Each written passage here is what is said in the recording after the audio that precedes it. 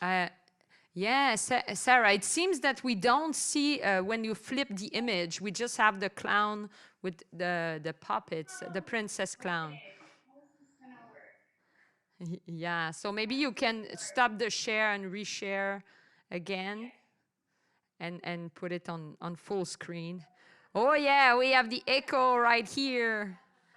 Yeah, but yeah, take the time because it's really interesting. Oh yeah, I think we have it. Oh, that's perfect. Keep going, Sarah.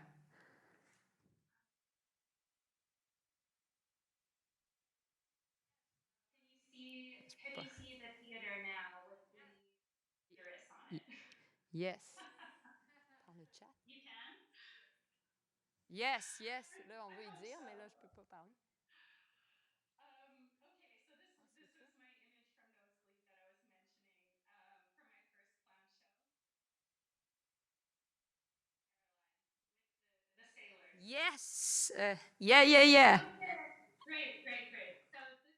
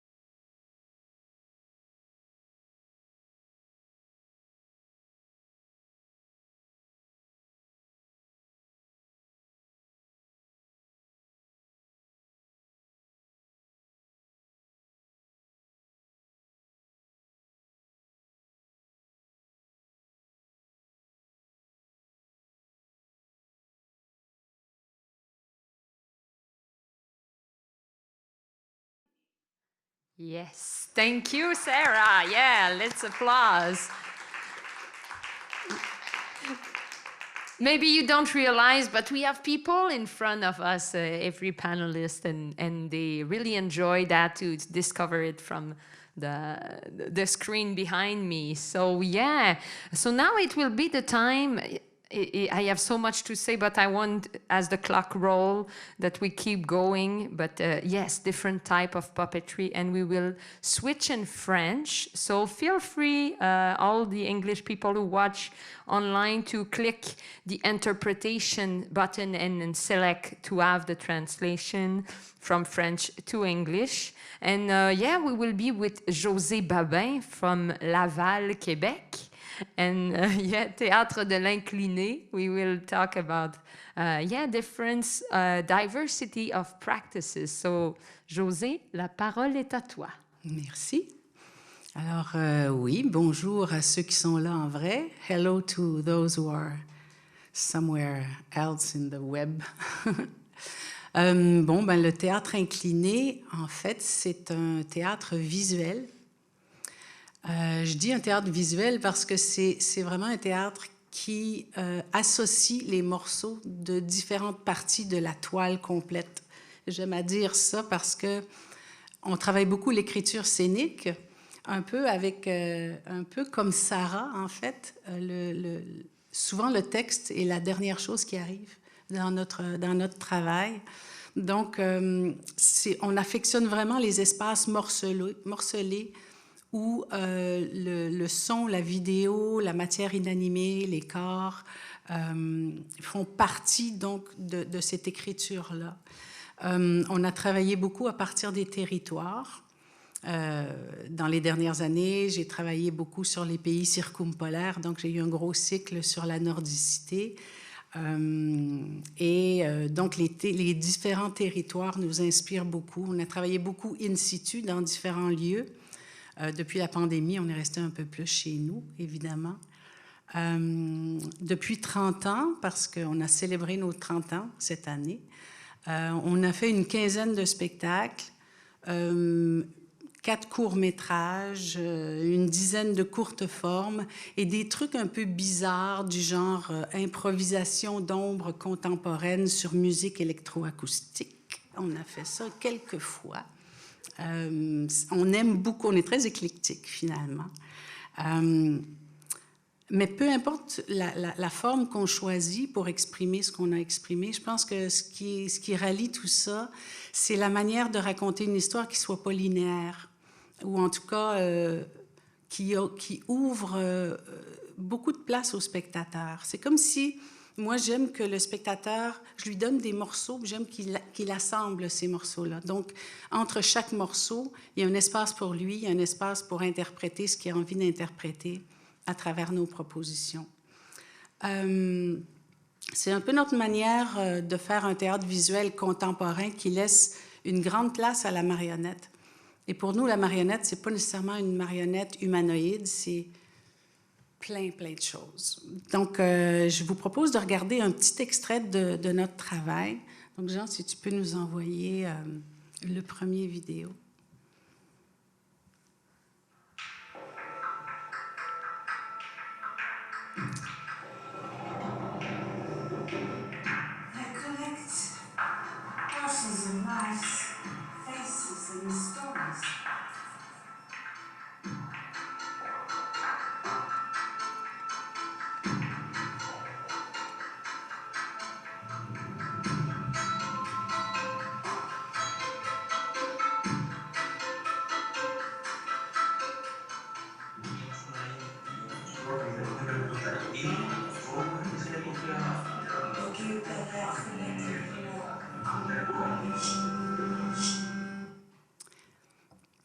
Alors, j'ai décidé de vous montrer celui-là, Nordicité, parce que Nordicité, c'est un show qu'on a créé en Norvège, au nord du cercle polaire norvégien, avec des Finlandais, des Norvégiens, des Québécois.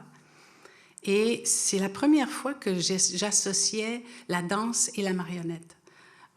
C'était mes balbutiements dans le domaine. Et le prochain cycle de création qu'on amorce à l'incliné, c'est directement dans cette ligne-là. Donc, dans l'idée que ça travaille l'interdisciplinarité entre la danse et la marionnette. Donc, le prochain cycle de création s'appelle Seuil.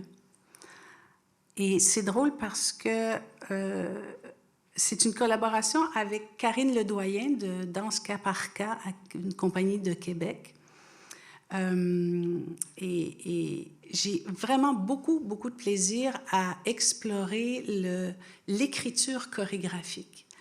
Et j'avais envie, dans une première période de recherche qu'on a fait, on a exploré l'écriture textuelle, l'écriture chorégraphique et l'écriture scénique que je pratique. Et en regardant Karine chorégraphier, j'étais vraiment excitée de voir à quel point elle travaillait avec un système ouvert de dramaturgie. Et je me suis dit, waouh, pour la marionnette, ça, c'est vraiment, ça va vraiment de pair. Et c'est drôle parce que ça rejoint ce que Sara disait tout à l'heure dans le sens de travailler d'abord dans la physicalité ou dans le mouvement. Donc, on a travaillé une première période de recherche avec la merveilleuse Julie Desrosiers, que vous connaissez, marionnettiste et plasticienne et performeuse, avec Karine, donc avec Elinor Fueter et Patrick Lamotte, qui sont danseurs, et avec Alain Lavallée et Guido Del Fabro, qui sont des acolytes depuis toujours. J'ai envie de vous montrer quelques images de ce qu'on a travaillé. C'est vraiment les tout premiers balbutiements, mais je vais vous parler au fur et à mesure que je vous montre les images. Donc pour nous, la marionnette, ce n'est pas nécessairement humanoïde. On la travaille souvent morcelée ou fondue au corps des humains. Nous travaillons avec des danseurs et des marionnettistes en explorant l'essence de la matière vivante et inanimée, celui qui bouge et celui qui est bougé. On a travaillé les présences, les voix multiples, le rapport avec la matière. Nous travaillons à partir des seuils, les seuils liés à l'intime, les passages, le déséquilibre, la peur d'avancer. Ce sont des gens qui regardent la vie des autres avec bienveillance. C'est un travail qui explore la porosité entre les personnages, les histoires, les lieux. Chaque interprète peut jouer tous les personnages, tantôt humains, tantôt marionnettes, tantôt danseurs, tantôt un joyeux amalgame de tout ça. Ce sont des gens, on les regarde à travers les murs, ils jouent leur vie, leurs doutes, leurs désirs. Ils sont tous au seuil de quelque chose, tous à attendre l'aube qui vient. Donc ça, c'est des images du premier laboratoire de recherche qu'on a fait. C'est un spectacle donc, qui est prévu pour fin 2022. On recommence les répétitions en janvier pour un prochain laboratoire de création. Et ce prochain laboratoire-là, je vais essayer de le consacrer à fabriquer un prototype de marionnette qui danse. Alors ça m'excite beaucoup parce qu'on parlait tantôt de fabrication et tout ça. Quand tu veux danser avec une marionnette, j'ai l'impression qu'il va falloir qu'on bloque certaines articulations parce que si elle est trop articulée, ben ça prend 3 personnes pour la manipuler de manière intéressante. Alors que si tu es danseur et que tu portes une marionnette avec laquelle tu danses, tu dois bloquer certaines articulations, tu dois travailler le poids. Enfin, c'est la prochaine étape de création qu'on va faire. Ce cycle de création-là, j'avais envie qu'il soit un peu différent des autres. C'est-à-dire qu'avec la pandémie, on s'est tous posé la question, qu'est-ce qu'on fait? On fait des films, on fait toutes toutes sortes d'affaires. Alors, je me suis dit que les seuils, dans le fond, c'est comme un archipel de plusieurs œuvres qui sont les unes au seuil des autres. C'est-à-dire qu'au centre, il y aurait cette espèce de spectacle interdisciplinaire qui va allier danse et marionnette, mais tout autour, il y a de petites œuvres ou des œuvres périphériques, si on veut, qui vont venir se rattacher à cette œuvre-là. Chacune peut être indépendante, mais ça va tout partir du même matériau de départ. La première œuvre périphérique, si on veut, la petite île, la première petite île que j'ai travaillée, c'est une installation multimédia. Ce sont des structures de marionnettes sur lesquelles on projette le corps des danseurs. Donc, les chorégraphies qu'on a travaillées sur le plateau. Et il y a le vestige aussi de tout le texte qui est toute une ambiance sonore. Donc, c'est un parcours sonore et visuel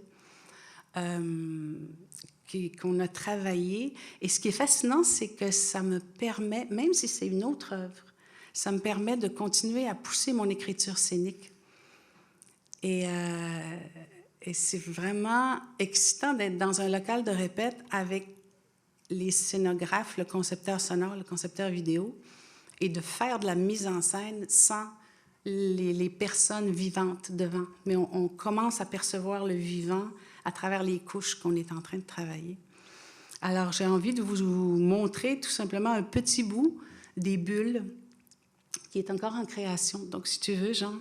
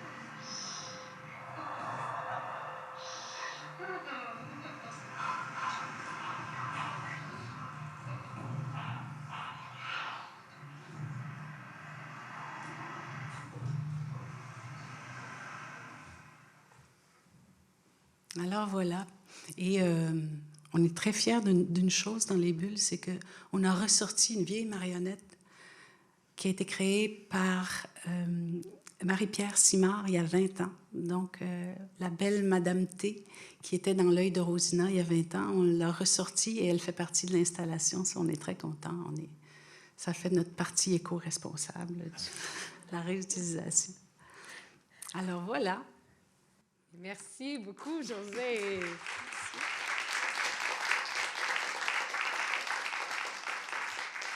Wow, hein? Ça fait voyager, rentrer dans l'univers des créateurs. Alors, on va s'en aller un peu à l'ouest. So let's move to west. We will see Warda Muna Youssou from Toronto, Ontario. She is from Djibouti, Africa, and she worked a bit of lambe, and yeah, please, Warda, introduce yourself to us and your creative process.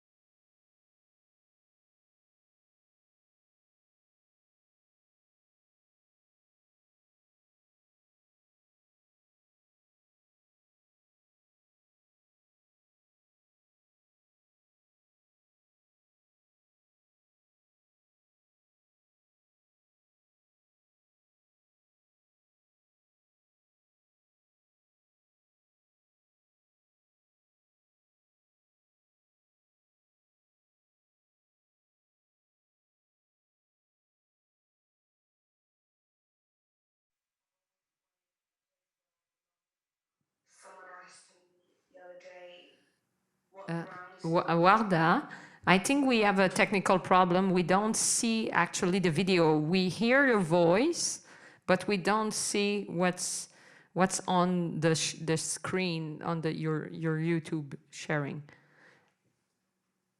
It's black, basically. The screen is just black. But let's try it again. Let's just reshare and make sure you optimize for video. It's just a little click below the zoom, and maybe this will handle it. So yeah, or maybe Jean, our technical, yeah, I think it's better now. So if you put full screen right now before pushing play, let's. Okay. And then can you see it now? Screen. It's not full screen right now.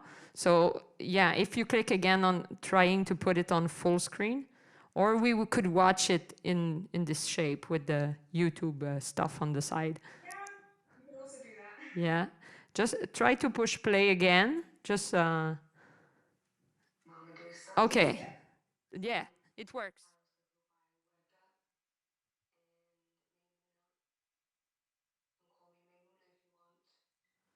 I am the founder of the House of Art. It's also my house. It's my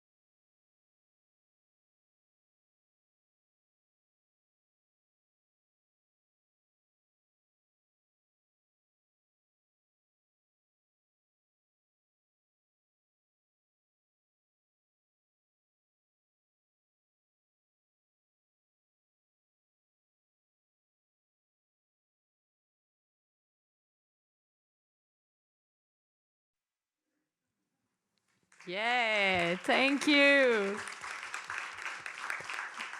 This is so interesting to see the house, actually. I think to have this visual that... Oh, yeah. We forgot to push the recording button, maybe. But here, yeah, thank you so much, Warda. It was so interesting. I have plenty of questions to pop up for the after the Q&A. And I think maybe the people in the room also note stuff. I saw some pads going around, so this is great. So next, let's move to Edmonton, Alberta, to meet DerRic Starlight. So DerRic is a part of the First Nation, and he works also on Muppet style. So DerRic, please introduce yourself to the people who are really thrilled to hear about your creative process.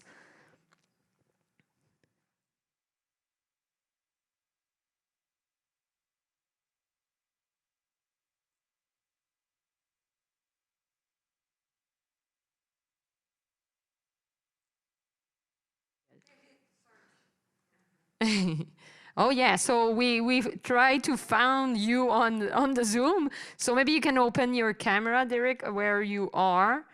But if not, we can just jump Alberta and go to Vancouver and come back to him if it's the solution. So let's jump to Sutrisno. I have some difficulties. Sutrisno. You told me how to say it, and I forget. Sutrisno Wartana, and is from Vancouver. He's an Indonesian puppeteer. He works shadow puppets. And yes, he have a really interesting process. I got the chance to Zoom with everyone before to talk a little bit of their work. So yeah, Sutrisno. Yes, good afternoon, everyone. It is my pleasure to be here. Just to thanks and to appreciate. I would like to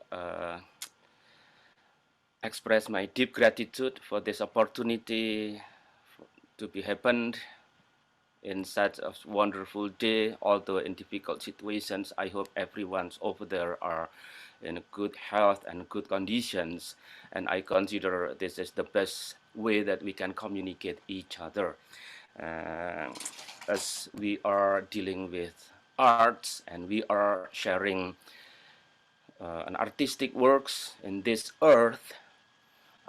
Considering that it is one of the most important things that we know each other, we share each other, as the earth itself is spelled E-A-R-T-H.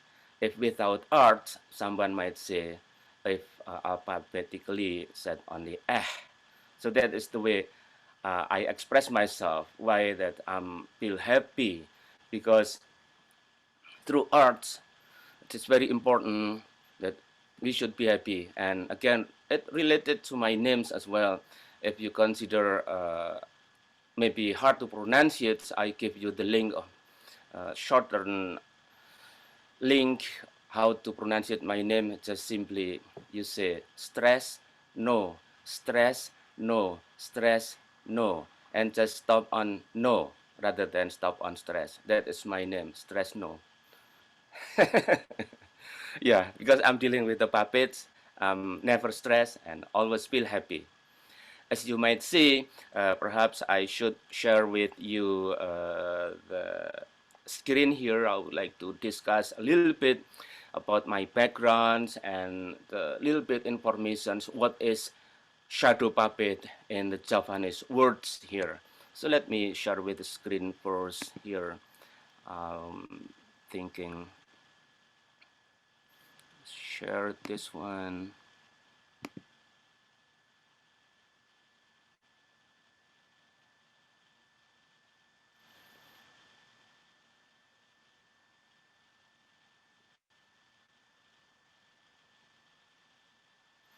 Okay, wait for a second if I can share with you.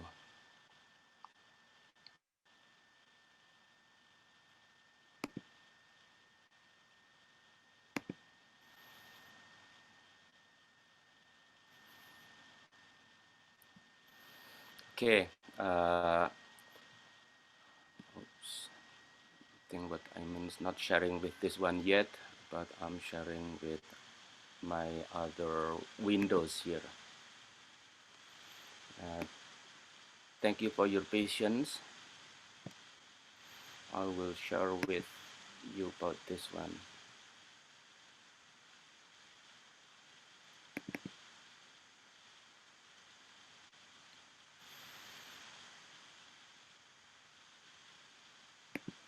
I will resume the sharing here. Sorry, I got a little problem here, but let me see here if I can share with you. There we go. Yeah. As you might see from the screen, can you see the screens? Yes. Yeah, we see it. You can put it maybe full screen. We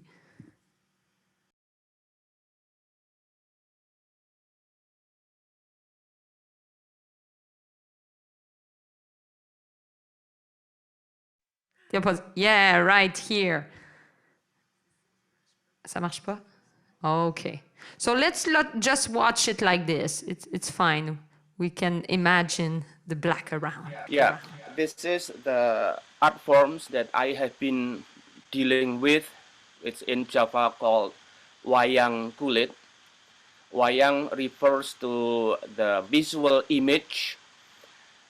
In my home country, wayang is made of leather or buffalo hide, which is refers to the forms that I have behind me here. I set up the screen, so I set up my living room as a studio so that I can share with you. This is the puppet. If you see from the screen, that is the shadow of this puppet. Yeah. So the idea is when we see the puppets, the audience given a chance to look at the puppets from the puppeteer side or from the shadow sides. From the screen, you can see behind me here, this is the puppet manipulations that you might want to see later. I will show you a little bit. And then from the aspect of shadow, you can see from the PowerPoint that I prepare for you. This is the actual traditional shadow puppet performance. It's called wayang, wayang kulit. Kulit meaning the buffalo hides. It is one of the popular traditions in Java and Bali and also in other islands in Indonesia and Southeast Asia.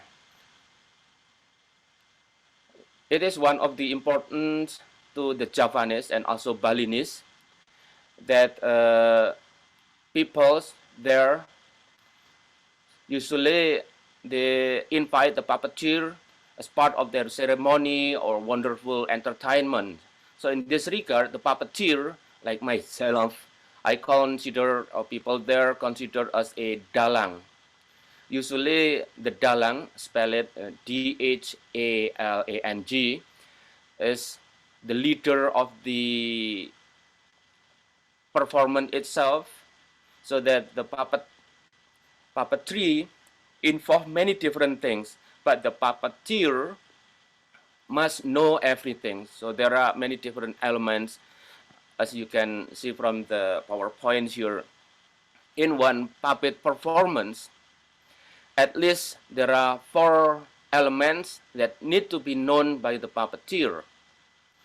The first one is very important, which is story. Story in Javanese language is called lakon.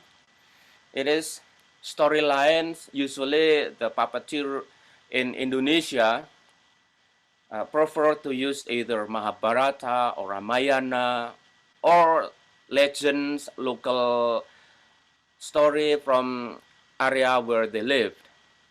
And then besides the story lines, we have also a puppet manipulations. For example, puppet manipulations is how to hold the puppet and control the voice and give the movements, something like that. It is related to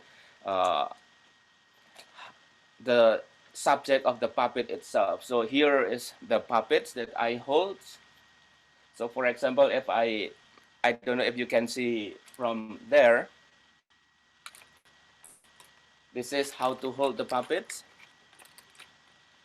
and this is how to move puppet. Since puppet cannot move their lips here, his lips, so the gesture is more important to be known by the audience. So by doing the gesture, that audience will see and will know. So if I'm trying to look at to the screen, which is already set it up behind me, you can see the gesture and my voice to represent of this character, for example. So I will be facing to the screen right now.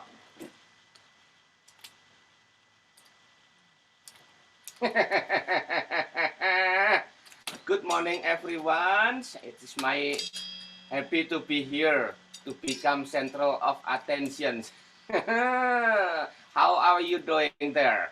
I'm so happy. I think I meet a lot of wonderful friends over there in Montreal. Must be late afternoon already, and Toronto much colder than Vancouver.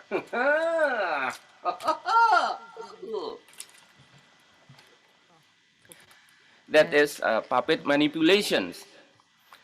And then I was trying also to give a little bit narrations, and narrations here and dialogues in this regard can be used as a kind of communications to the audience, which is also strongly related to the characterizations. There are strong character, refined character, clown character, and many other characters in the shadow puppets.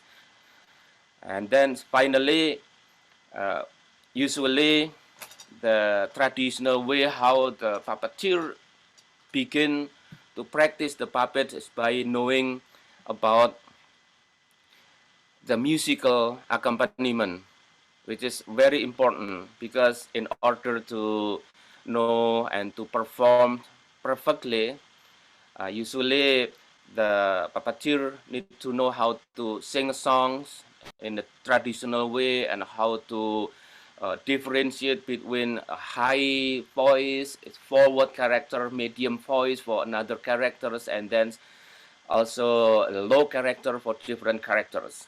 So if I'm holding the previous puppet, which is right now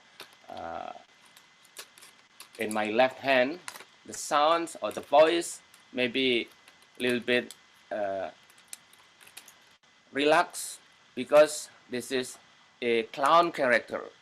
But when I hold different character, for example, this character,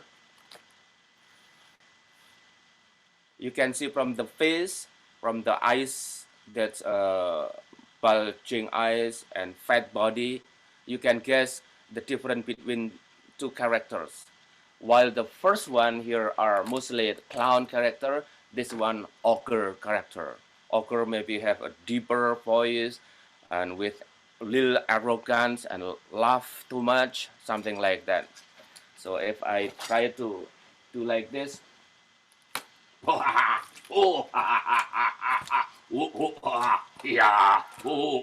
Could you, yeah, Sutrisno, I think we need to see it, and for us it's really small, so maybe you can stop the share for a second and do the same thing, because we don't see it, as big as if you do it on your screen. Okay, yeah, I will do it later. Thank you very much. I will be happy to do this kind of demonstrations later on the questions and answers. So let's move on to the next one. I have been doing this puppet for such a long time, both in Java, and it is my pleasure to be here and to become landed immigrants, permanent residents in Vancouver, BC, and then I have been developed many different performance collaborations here. It is one of the difficult aspect here is to develop a puppet performance itself, because I have to follow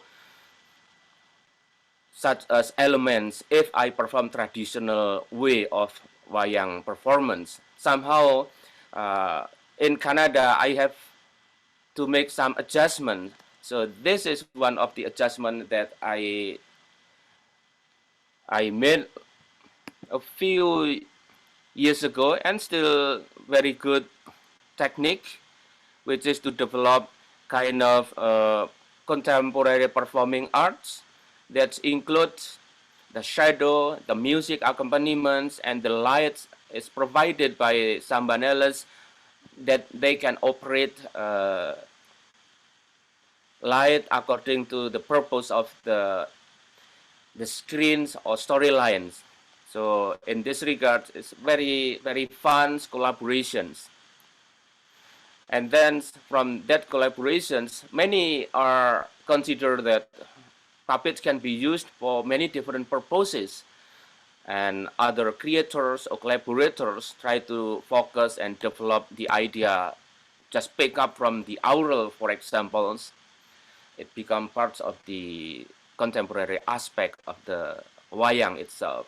Maybe other collaborators or artists prefer to focus on the visual and developing contemporary pieces, and then later on they perform it together and develop collaborative projects related to combinations of both, become aural, visual, oral, textual, whether or not the story refers to traditional such as Mahabharata or Ramayana, as I mentioned earlier. One of the image that I would like to share with you here is new contemporary pieces with puppets and shadow and also musical accompaniments that's maybe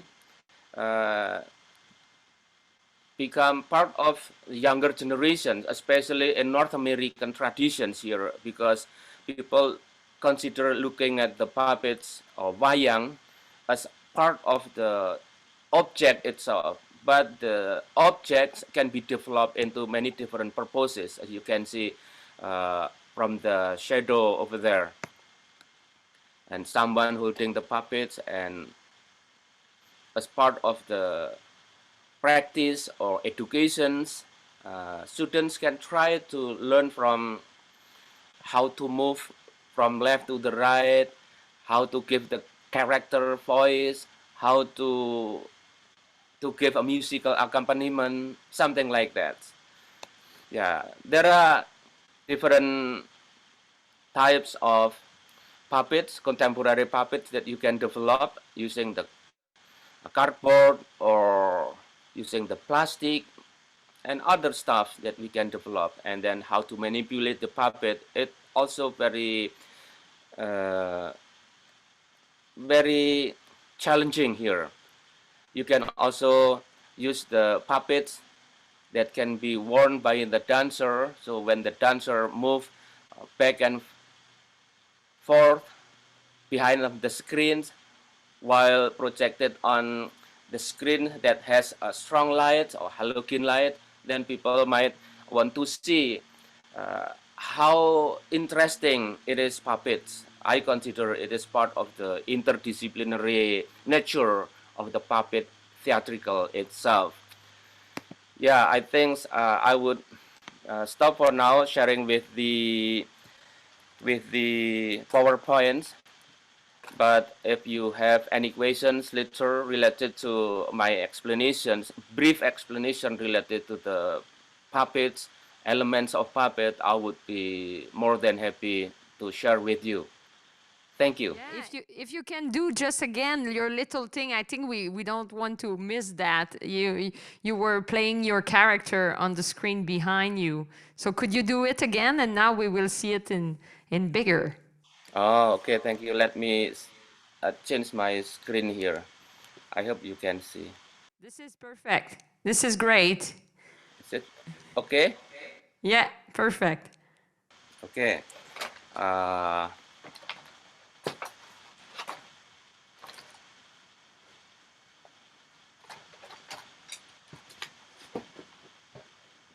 there are so many things that I can do related to the puppets.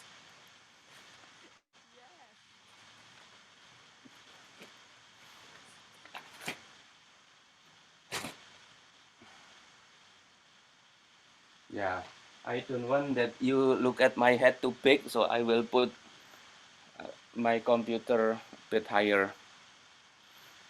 Let me see. Okay. Can you hold for a second so that I can bring my computer higher? Yeah, it's great, but we just want to, maybe you can install, and after that we can come back to you, if it's all right. Okay, great. Yeah, because I'm so impressed about this kind of puppetry. I don't know you in the room, are you? It's impressive. It's really a tradition that not a lot of people do around here in Canada. But hopefully we have DerRic who joined us, and we were just, that's why we were handling our phone and trying to make sure that he is online. So I hope he's still there and he not just disappear as I said his name.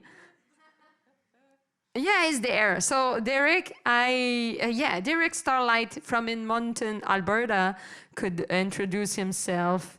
And yeah, he works on Muppet style, is part of the First Nation also of our country. So I can't wait to hear what he have to say. So DerRic, are you here? Ta-da! Yeah. Yes. Go for it. You can introduce yourself, DerRic, and we are all yours for about 10 minutes. It's a 10-minute introduction of your work. Could be a bit longer, no problem. Okay, well, my name's DerRic Starlight, and I'm from the Sutrisno Nation, which is west of Calgary. And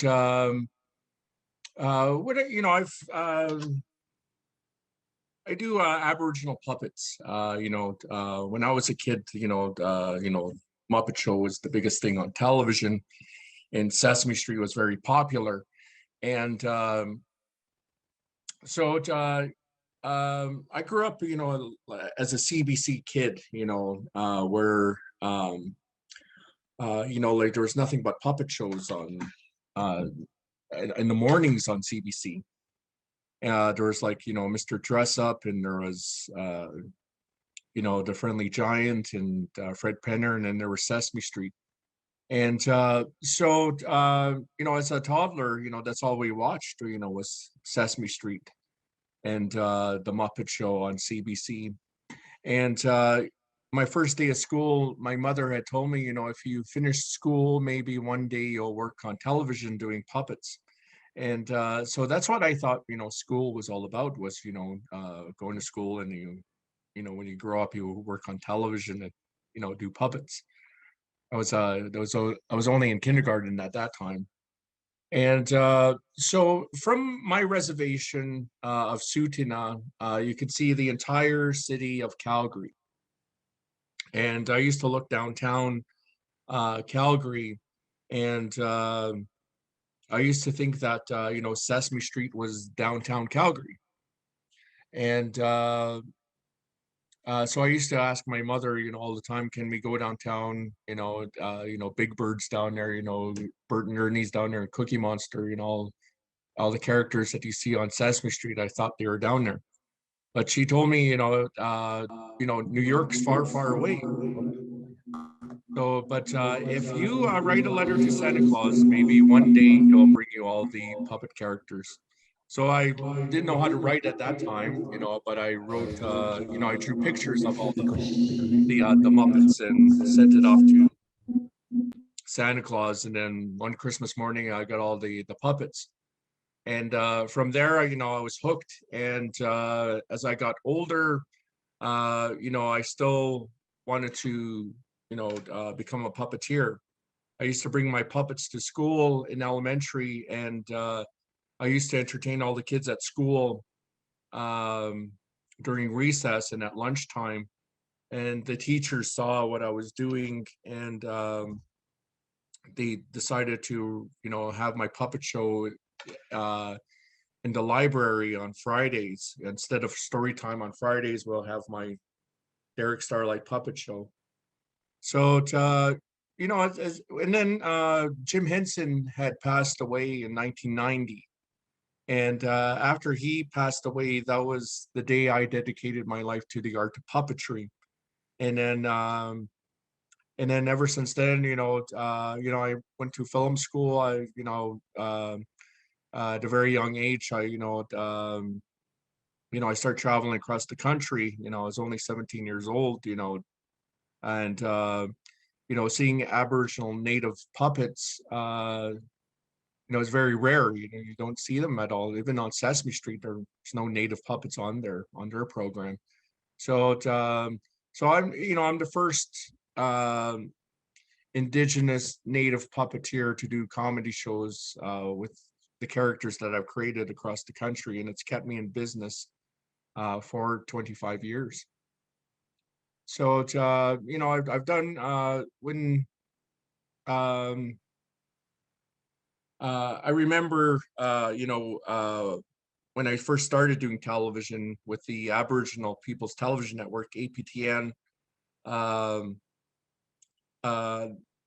We did a TV series called The Beyond Words, and the last 5 minutes of every show of that variety show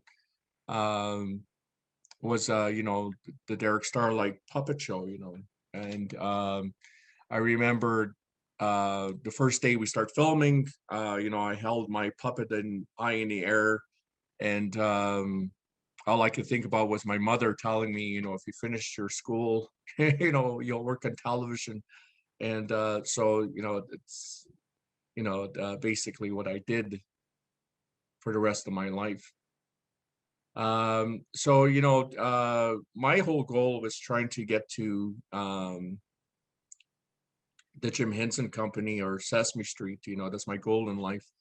And so, I got good news this year that, that they are doing a workshop about diversity puppets in Hollywood, California. And I got invited to go down, and so they trained me as a puppeteer, how to work puppets in television, on stage, a lot of improvisation. There's a lot of stuff that that I didn't know when I was down at the Jim Henson studio. Like it's like I've been doing puppets, for a long time, but doing puppetry like this on stage, like just the way that Jeff Dunham does it, doing comedy shows. I'm like this all the time for most of my career. Now you're way up high, and trying to do your puppet up in the air and looking at a monitor, and everything is all backwards, when you're looking on the monitor. So your puppets on television here and your puppets, you gotta, balance it, working backwards. And so it's a lot of, getting used to. I'm a very good improvise, I know how to improvise very well. I'm a good actor, a great comedian. So, but the puppetry, it's it's like playing the guitar. You got to know all the strings, and all the chords, so it's you don't learn it overnight. It's a lot of practice.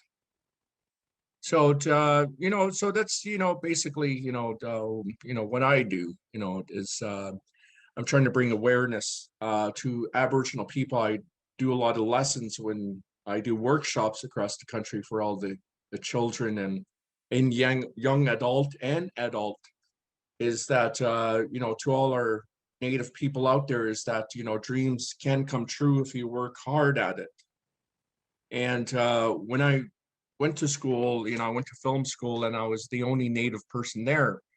And when I went to the second city, training facility in Toronto. Again, I was the only Native person there. I helped promote professional wrestling shows in Calgary with the legendary Hart family. And when I was very young, I took their classes up at the Hart House. And again, I was the only Native person there. And when I went down to Hollywood, California, and Los Angeles, you know, I looked around, and once again, I was the only Native person there. So what I'm trying to do with my work is that, you know, with the puppets, you know, at a young age, is that trying to teach children and show them that, you know, there is life outside the reservation and a lot of opportunities for our people. And a lot, you know, using puppets, you know, they're not boring in the classroom. It's like a teacher not telling you what to do. People can identify it, you know, well, children can, you know, at a very young age. So if we catch them at a young age, showing them that, you know, dreams can come true for our people, you know, I try to my best to send that message. I'm not too sure what else, you know. Yeah, this is great. I think you cover all of what we discussed in our meeting, and yes, it's really interesting. So yeah, DerRic, thank you. Yeah, let's give a round of applause for your process. Yeah, you hear it. Yeah, we have a crowd in front of us here in Montreal. So now, Did you want to see one of the puppets? oh yeah, for sure. Most of the characters that I make are actually people who are on the reservation. And here we have Wind Dancer. And she's she's a traditional jingle dress dancer. She's got a dress on here. And so again, you know, a lot of them are traditional puppets that we used at a powwow. Now, when I'm working with crowds for non-native people, you know, they like to look at the outfits that are made. And when I'm working on the reservations, do you like to see all the other silly creatures that I have created?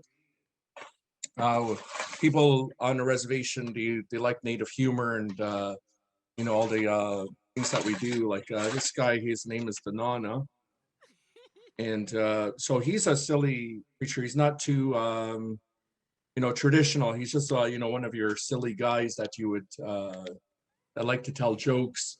In our culture, our stories are all about tricksters, and you know, they tell stories about, you know, how life began on the reservation and just old native legends and stories.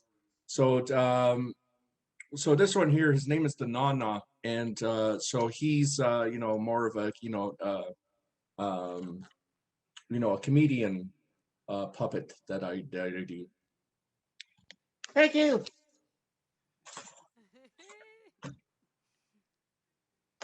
That's perfect.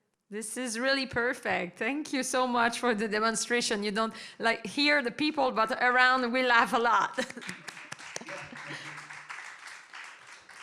So cool. Thank you, DerRic.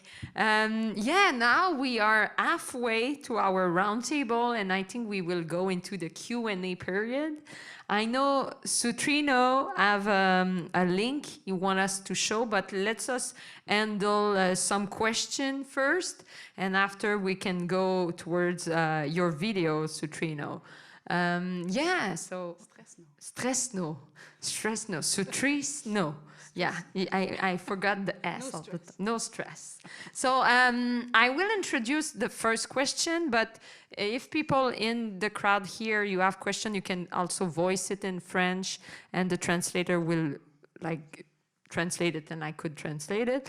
And yeah, you have two mics right here, but I already sent some question that I have for them, because this is so interesting to talk about diversity right now, especially, and I want to go a bit, maybe it will be philosophical about the terms, but I will ask this question. It's, what makes the diversity in puppetry in Canada beautiful, in your opinion? So I will maybe, if José, you are ready, you can start, because you're just on my side, and you can say it in French. In French, the question would be, qu'est-ce qui fait que la diversité en marionnette au Canada est magnifique, selon votre opinion, bien sûr. So, yeah, you want to start? Ben oui, je peux commencer. OK, on va commencer with José. First of all, I have to say I just loved all your presentations, you guys all around here. Donc, je le fais en français. Yes, okay. Oui. Ben, en fait, ce qui me frappe, c'est que, ben, évidemment, la diversité des pratiques, elle est assez extraordinaire. On est dans des secteurs très, très différents. Mais en même temps, il y a des choses dans lesquelles je me reconnais quand même. C'est drôle parce que, DerRic, tu parlais de cette idée-là de la marionnette, qui est un peu une manière de préserver la culture autochtone. Et c'est drôle parce qu'il y a plusieurs années de ça, je suis allée à Iqaluit, et je suis allée travailler avec une gang qui faisait une émission qui s'appelait Takuginai. Je ne sais pas si tu connais cette émission-là, mais c'était une émission de mopette aussi, qui préservait l'Inuktitut. Donc, c'était très intéressant de voir à quel point les enfants là-bas s'identifiaient à cette émission-là. Je dirais qu'il y a toutes sortes de choses qui nous séparent, mais qui nous rassemblent en même temps. Avec Sara, je crois que l'idée que le langage arrive en dernier, je trouvais que ça me rejoignait beaucoup aussi. Toute sa manière aussi de voir l'art de la marionnette de manière horizontale, de travailler autant les arts visuels que le théâtre, que le film. On retrouvait ça aussi chez Warda. Donc, on est très différents, mais je crois que le côté ouverture, il est assez commun à tout ce qu'on fait. Je commencerai par ça, je laisserai les autres parler. Oui, c'est beau de dire ça, parce qu'on parle beaucoup de diversité, mais ce qui est intéressant aussi, c'est de faire des liens. On a vu que même instinctivement, un praticien à l'autre connecte sa pratique avec les autres, puis on sent ce désir de connecter. So yeah, people, yes, we will continue on that question about the beauty of diversity in Canada. So maybe we can do a round table. We can go with the lady, one of you two, if you want to start on this question, the beauty of puppetry in Canada on the diversity aspect. Can I go? Okay. Well, for me, it's the range. I'm quite new, so I will be really topical. It's the range of mediums and ways to tell it. There's like shadows, you can use lights and cutouts, and then you can use big puppets that you build, and then there's the small ones that you build. Like, I'm going to be really simple. And the other diversity is the way you tell the story. Do you use your body? Do you use hands? Do you use a puppet? Do you use something that you create? Do you use a character? So for me, when I think of diversity, I think of just the diversity of ways you can tell it, even the mediums also. Yeah, that's what I could add. Thank you so much, Warda. It's really interesting. I think maybe it's on the mic of Sutrinos, who have kind of a little feed of like ventilation. So maybe Sutrinos, when you don't talk, maybe mute yourself just to make sure we have the proper sound. So yeah, maybe Sara, you want to go on this question of the beauty. Well, I guess I feel like the beauty of diversity in puppetry is the same as the beauty of diversity in anything. The more diverse a practice is, the better it is. We need all the voices, we need all the methods, we need all the forms. I'm not interested in the same thing over and over. And I've been incredibly blessed to work with a mentor from Slovenia and get to really absorb a culture there and a deep practice and history of puppetry in that part of Europe. And I've also gotten to work with someone from Brazil who showed me a whole other aspect in terms of how you think about puppetry. And I think the more occasions to actually not just watch or take in different people's work, but work together or exchange ideas, do classes together. For me, Zoom is really amazing that way, to be taught by someone in Wales from Brazil and be in a class with someone from Africa, someone in Brazil, someone in Mexico, someone in the States, someone in Ireland. And for all of us to be able to critique each other's work and give each other ideas, that alone is priceless.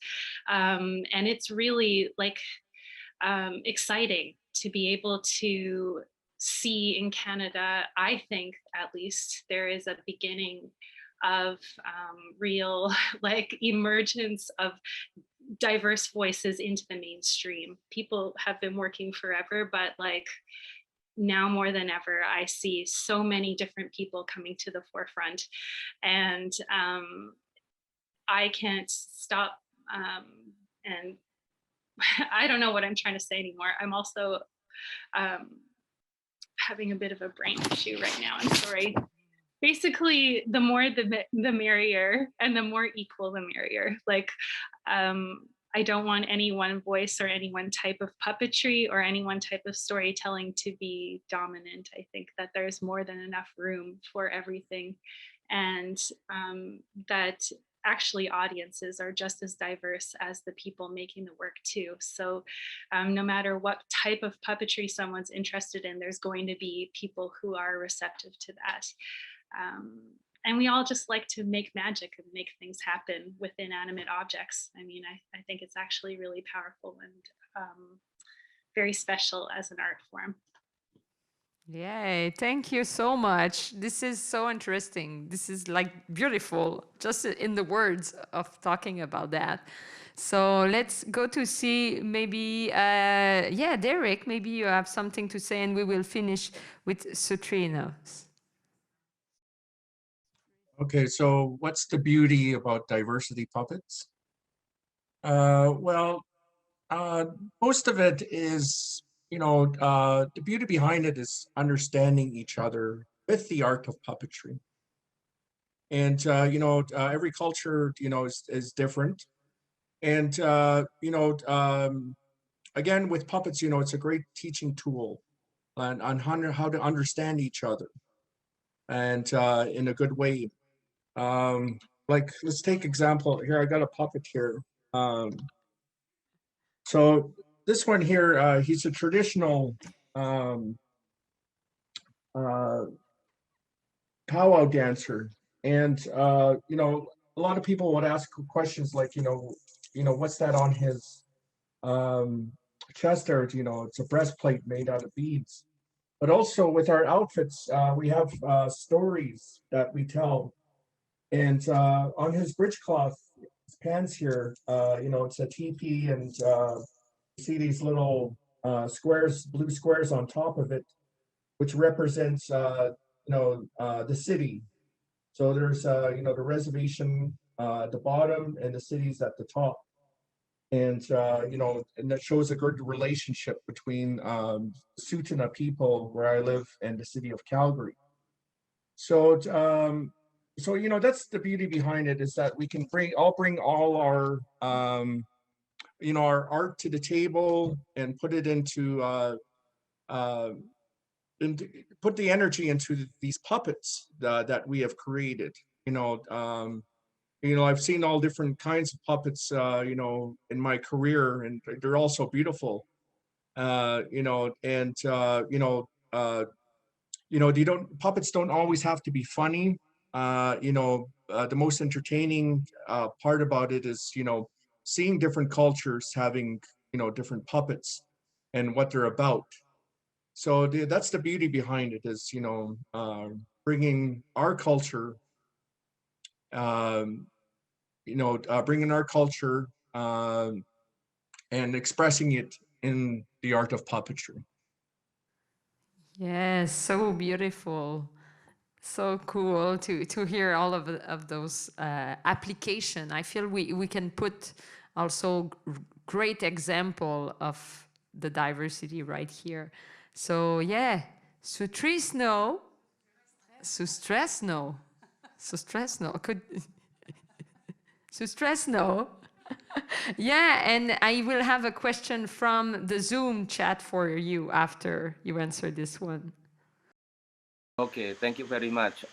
It is one of my pleasure to live here in Canada, in multicultural country, since I have been traveling all over the world by doing art works, teaching, collaborating.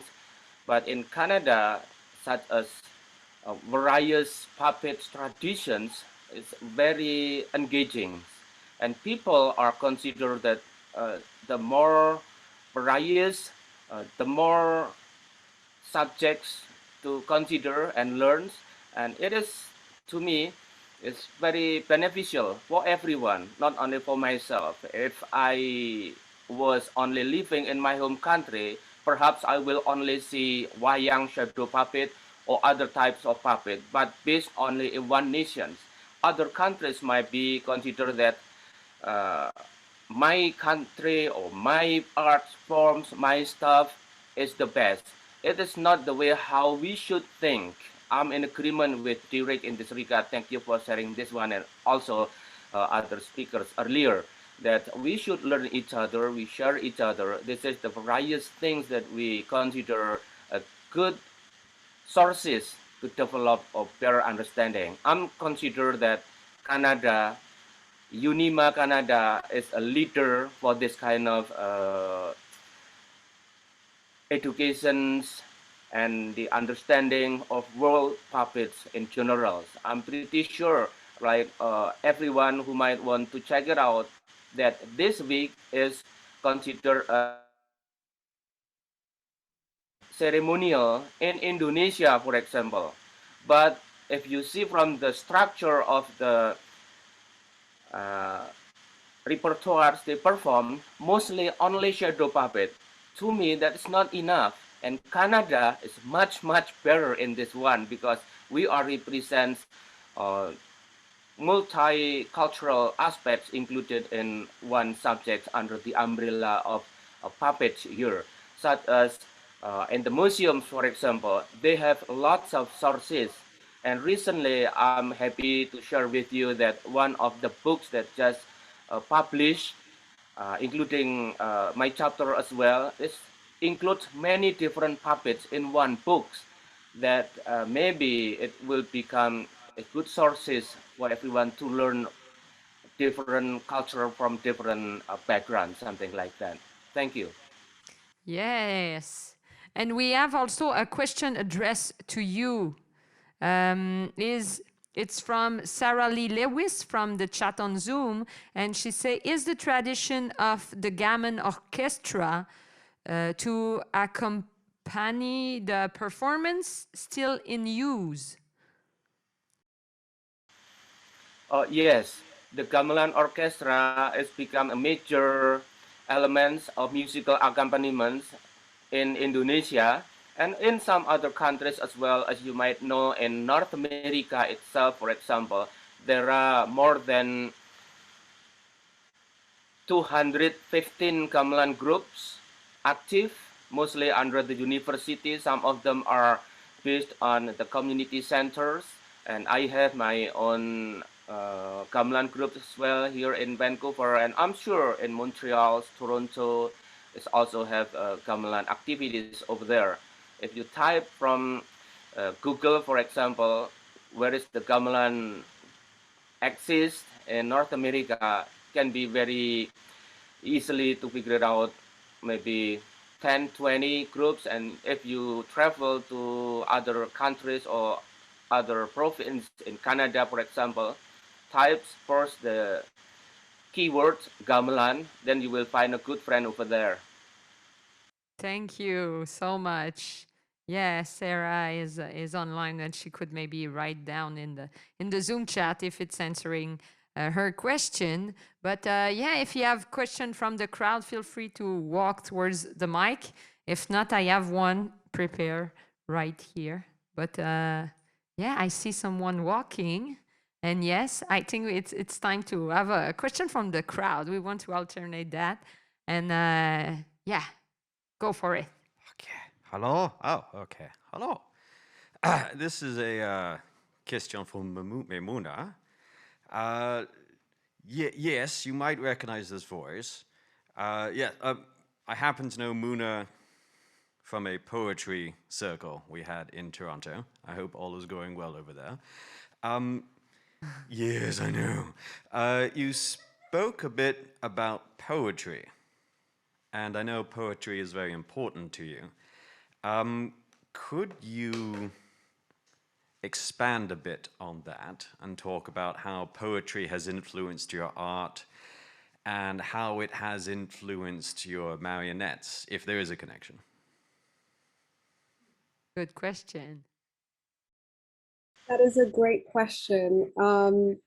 Yeah, poetry is actually the base of everything I do. And it usually starts from a painting, which is quite funny because it's still another layer of art. And then the painting is also a feeling, or like I said, it's a story that I really need to be told. And most of it is to do with the home. I've been moved around a few times, and I don't really have a place, I would say, but I'm finding it. And as you guys talk about puppetry and where you want it to go and what you're learning, I am learning so much. Just hearing about Lambi Lambi just last month, learning about it, practicing it, experimenting with it. Pretty much told me that I can go elsewhere. Like I'm learning from one of the panelists. There is a new form of puppetry, not new, I'm sure it's ancient. And I'm learning, but back to poetry. It's usually, for me, it starts with a mood. It's something that is quite nagging at me. And the play that I've done in April called Voice in the Shadows is about a girl learning to speak up. It's been a very long time for me to learn to speak up for myself. So through doing these children's content, I'm learning to also heal myself through words and poetry and making puppets.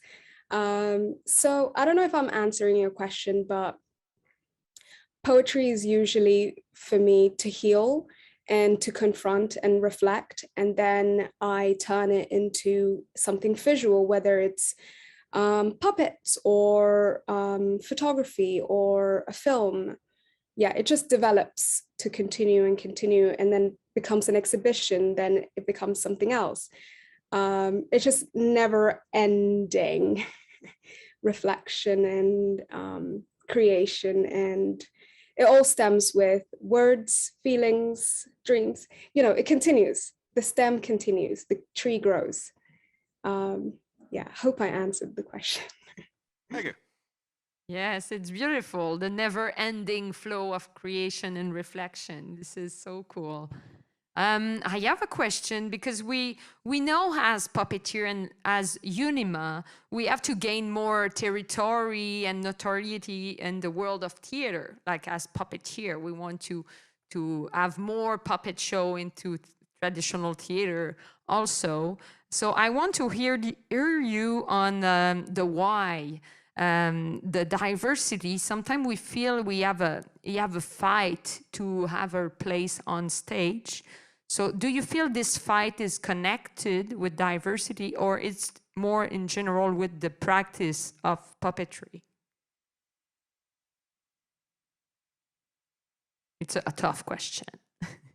Yeah, the fight for the diversity and the fight for the puppetry to be on stage. Yeah. So José, you can start as you are on my side. I feel you're going to hit me if I don't. Come on.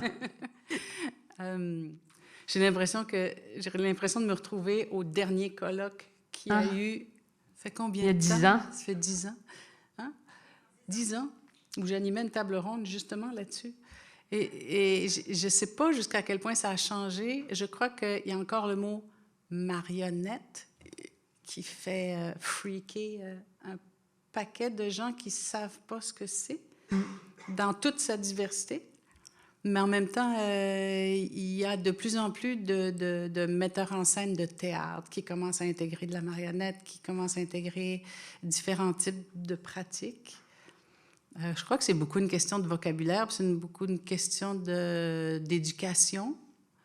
Je dis souvent que quelqu'un qui me dit « j'aime pas la marionnette », je le crois pas. Parce que c'est comme quelqu'un qui me dirait « j'aime pas la musique ». Tu peux ne pas aimer le hip-hop ou le free jazz, mais tu peux pas ne pas aimer la musique. Donc, la marionnette, pour moi, c'est un peu ça. C'est tellement vaste que tu peux choisir la différente pratique qui t'intéresse, ou les différentes pratiques. Mais je ne sais pas jusqu'à quel point on a évolué depuis 10 ans. Louise, tu pourrais nous en parler. Je ne sais pas ton feeling là-dessus, mais tu sais, le mot marionnette fait encore part dans le théâtre de comédiens et d'acteurs. Mais il faut juste s'affirmer. Je crois que c'est une pratique. Puis avec l'interdisciplinarité que je vois quasiment dans tout le monde, de toute façon, on fait des films, on fait des expositions, on fait plein de choses. Fait que je crois qu'il faut juste prendre sa place. Oui, oui, c'est une superbe réponse. Et effectivement, I want to hear the other panelists also on that aspect of the fight of diversity and the fight of puppetry in Canada. So who will start? Someone is ready, or? Yeah, I think I should. Yeah, go for it. Thank you very much for these questions, which is a bit tricky if we address it to other puppeteers. But if we looking at the puppet itself, that puppet as an object, we can develop through the performing arts, which involve everyone here. I'm not considering the puppet itself has a potential for fighting sources in this regard. But puppet has their own characteristic, and the puppet has their uniqueness. In this regard, the way how to find the best stage is challenging, as I can see many different areas are interested to perform and to make a festival and to include the puppet traditions. The more events that available for puppeteer to perform, the better. I'm not considering the fighting stage in this regard become a problem, but how we develop ourselves artistically, and then also to develop mutual understanding based on the puppeteer or theater of arts there are a lot of challenging parts. So this is must be considered as a challenging moment to become a puppeteer, and how to learn to become a puppeteer itself is more opportunity, more door open for everyone. So I'm not consider the stage of become a struggle point that become such as sources or area to fight where should perform first, what is the best. For me, it is not about the best and not good, like or don't like, but how we develop and challenge ourselves. This is more on the competitions, on the idea how to uh, make yourself more confident, and how to bring the tradition stronger, and how people interest.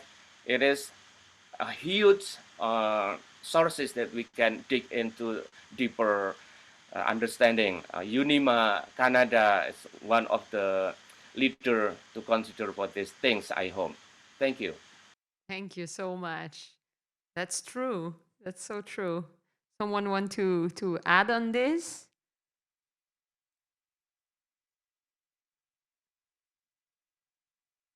If not, it's okay. We can also have other question.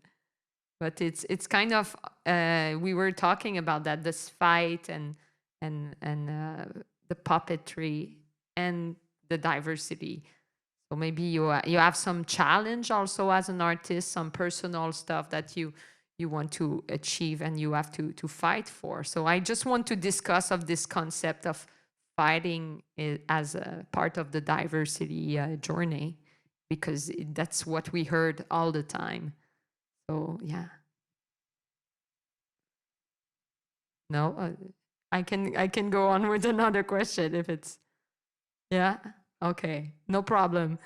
And if you have question from the crowd or on the chat, feel free to have it. And yes, Sutrisno have a link. So maybe the technical team, I don't know if you can share it. I send it to you, and it's already in the chat. He wants us to present one of his little puppetry aspects he have done on YouTube. So maybe I can send it to you. Oh, 30 seconds, no problem. Oh, we have a question from our president. So that's good timing. So you have time to handle this video. Okay, hello. My question is also for Munya. I was curious to know a little bit more about the place you were talking about in the video, your house of art. So if you can just introduce to us a little bit more of what's going on there. And you were saying that there's also a problem, some issues you have right now with it. So I'm really curious to hear what's going on there. Thank you. Thank you for asking. Can everyone hear me? Yeah. Okay, so the House of Arts is a place for artists, healers, creatives, and people who are like emerging, who feel like the world of art has been too snobby and not caring enough. And I come into art being like a completely new person. I don't know the right things to say. I don't know the right terms. I don't know many things. And the world hasn't been compassionate. So as we talk about the fight for theatre and puppetry, I think of just more compassion for people who don't know. And I think a lot of people don't know about puppetry in general. At least in my country, we don't really have puppets. And when my mentor was telling me to have conversations with my puppet, that was a very difficult time because you don't talk to other things, you talk to yourself maybe, but anyways, just more compassion for people who don't know about different methods, different things, and being more open to guide. If someone doesn't know, just engage, I guess. So the House of Arts is a place that's non-judgmental, and it's a safe place for a lot of people to get their first stage. whether that's music, art, painting. A lot of people are like hiding away because they don't want to be judged.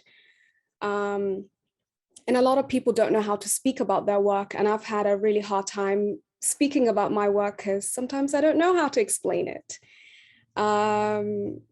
So the house is now being it's up for sale, basically.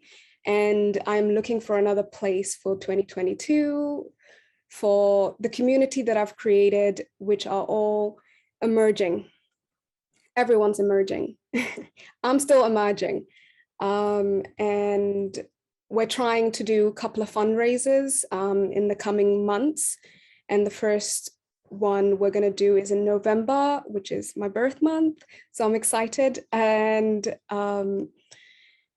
we're trying to raise about like 300K. I don't know how possible it is. Artists need a space and we need places to practice, and money's becoming a problem. So yeah, that's a bit of it. I could get into it. There's a website where all the information is on, and I would love people to know more about the House of Arts and its inhabitants, because there's a lot. We do all forms and mediums and all the words. Yes, it's so impressive. And for sure, if you have the link, you can put it into the chat. And also we can maybe make sure that it's in circulation for the people who are in the room right now. So you can, after all, have a look on this website. So yeah, we have another question from Madame Hélène. I think it's a wonderful project, Muna, that you are explaining now. And for me, it reflects a little bit what we think, or when we think about the people from the diversity, that sometimes they have a great background arriving in a country where they don't know from starting to scratch, a little bit like the young one or learning new things.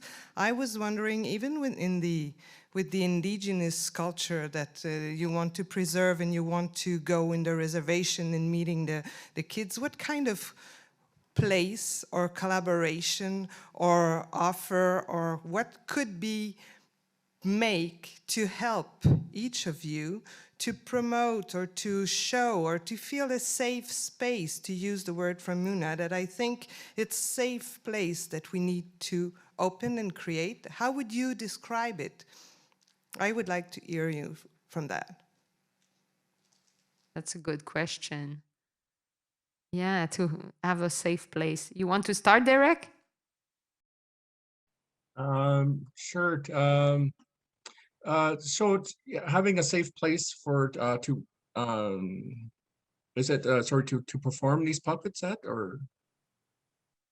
She will add on just a second. Or maybe a kind of collaboration that you would like to have with other artists, indigenous artists, or artists from the diversity, or any artist. Like you said, you're going to California and then that helps you to learn things. What kind of collaboration in your art would sustain you for you to develop more and more what you're doing? Well, again, understanding each other with these puppets that we have is, through storytelling. And, when we have workshops without puppets, I've been to a lot of different... Stop. God block and God. Yeah, so no problem, it's on our side. Keep going. But like I've been to workshops that don't have puppetry, they're just like, things like acting schools and film schools and whatnot. And using puppetry, it's solves a lot of problems. For one thing, shyness. Using a puppet, putting in front of you, you're not shy anymore because, all the attention is on that character. And me going to all these schools without any other Native students, I've always hid behind puppets because, when I was a child, I was on a reservation, I was very, very shy. And so my safety zone was with you know, with the characters that I have. So so again, by using you know, puppetry to get to know each other, you know, not just at the school, but you know, everywhere else in the world, you know, solves a lot of different problems. You know, because you know, again, you know, it's not you you're talking to that puppet, and you want to learn more about, you know, who that puppet is, and you know, where did he come from. And you know, when we bring our cultures and you know, put them in all these you know, costumes and outfits, and you know, even in the poetry that you know, it helps, you know, everybody put that you know, scary feeling into a safe environment. So so I hope that answers your question. Yeah, yeah. She said yes, and yeah, but it's kind of I could jam on this, on the aspect of a place, maybe a physical environment that you feel it could be create as a theater, or do you feel this is a needs for diversity in puppetry? Like creating like a world with for the characters. No, I was meaning of a theater or a physical, like a place, as the house of Muna was talking about, a place where a puppeteer could go and create and feel safe in this environment. In Canada. In Canada, where can they go to learn about this? And To create, basically, not learning, but just to create some theater, some piece and character. Again, you know, like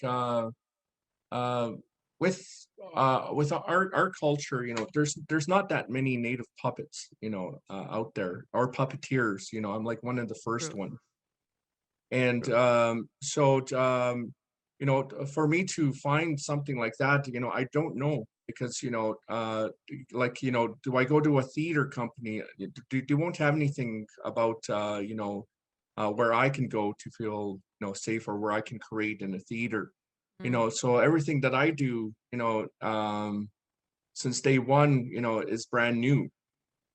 So again, you know, a lot of the questions that are being asked, you know, I'm learning as we go as well, because again, most Native people are shy, and I was a shy child going to school and trying to learn about puppetry. You know, I looked over Calgary, you know, and there's no schools about puppetry and how to, you know, puppetry and television. You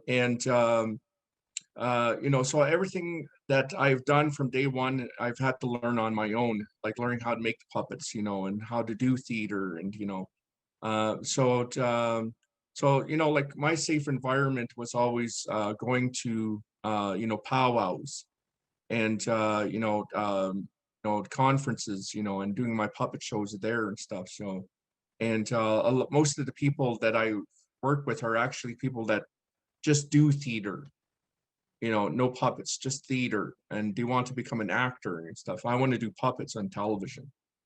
So once again, you know, everything's again brand new to me, and you know, I've just got to learn as we go. That's perfect. So we have another question from the crowd, and after we could check the video that we have as the link is ready. So Antonia. Hello, thank you for everything. Merci.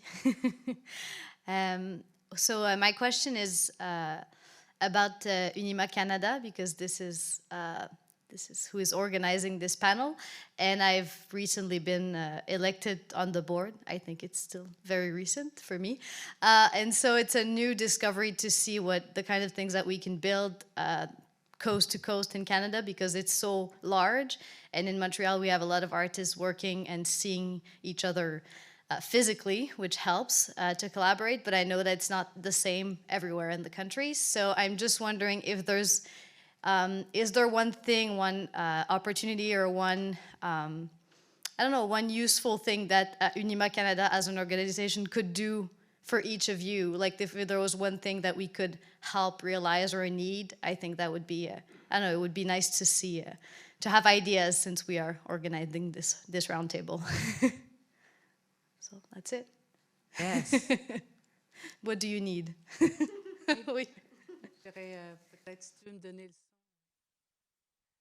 J'aurais peut-être, I can say it in English because I mean, for all of you guys, but I was just thinking about what if we could organize a residency, like a 2-week or 1 week somewhere, in Canada, so people from many places could come and work in these 1 or 2 weeks, but we would need a partner somewhere. But maybe UNIMA could organize that.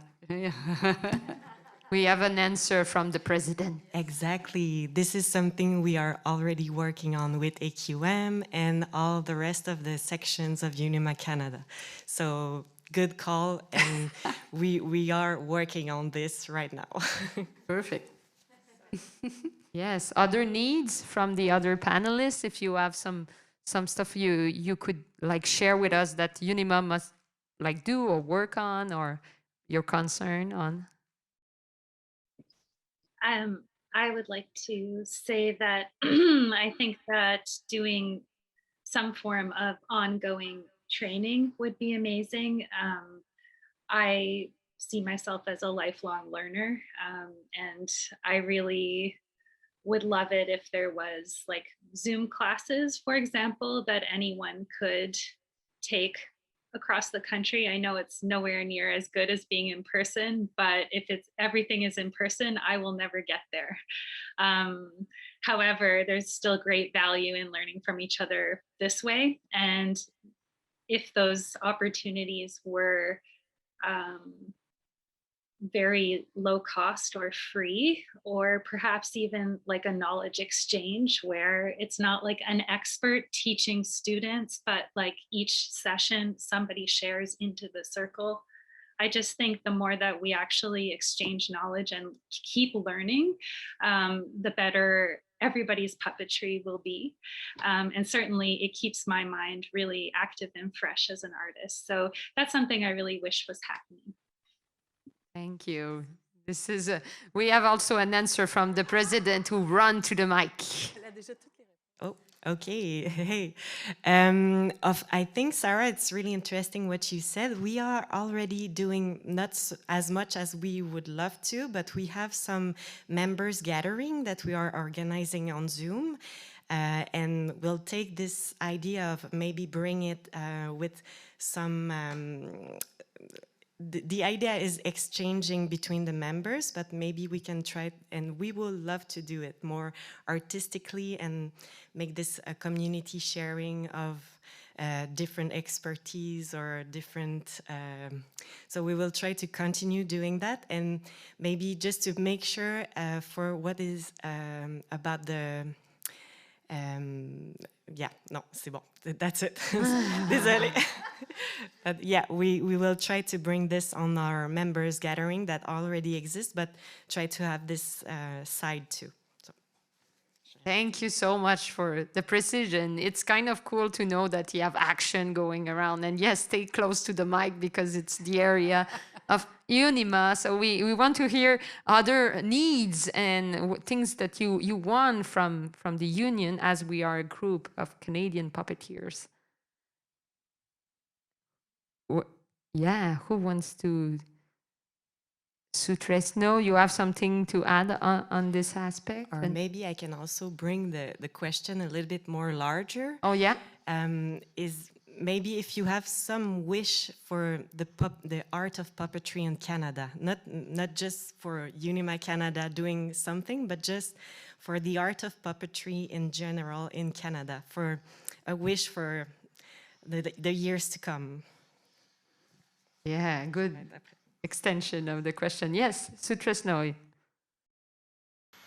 Thank you very much. That is a brilliant idea to bring the various puppets in Canada to become part of our challenge for future prospect here. I see some other country consider they have certain day, like as I said earlier, this week from November 2nd to November 7th, for example, this the week of puppetry. And then they continue other organizations over there. I'm talking right now related to the activities related to the wayang, shadow puppets, or the artistic of puppets in Indonesia, continuations by the following weeks, and the government, central governments agree and give a statement, this is the world puppets on that country. If UNIMA Canada will be able to develop a good communications with the cultural departments, for example, and to make a statement to set up one day in a year that become, for example, the day of world puppetry, and then given opportunity for puppeteers. Yeah, this already exists, but yeah, maybe Sabrina want to add on this. Yeah, and no, but I just want to say that UNIMA Canada is a part of UNIMA International. So UNIMA International is organizing worldwide the Day of Puppetry, and it's March 21. Is it?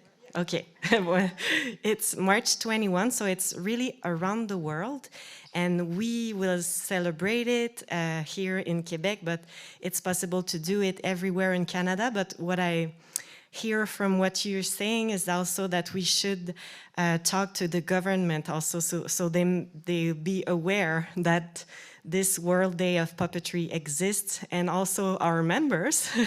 It's important for everyone to know that it's already exists.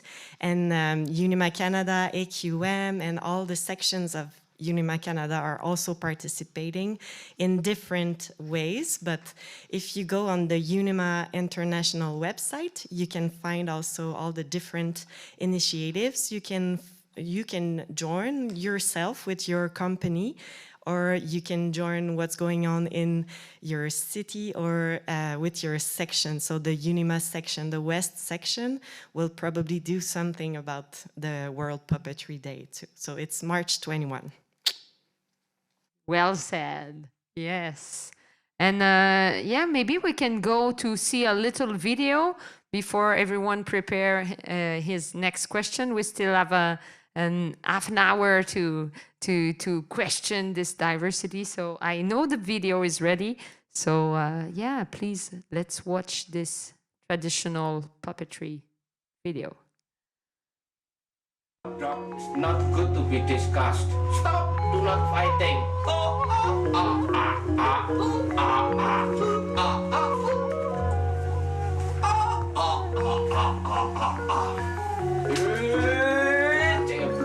And correct. Why don't we are talking just nicely? Be happy and create a good considerations. Now it's time to remember that you have to work together, help each other, because we are one. We are one. We are one. Oh, ah, ah, ah, ah, ah, ah.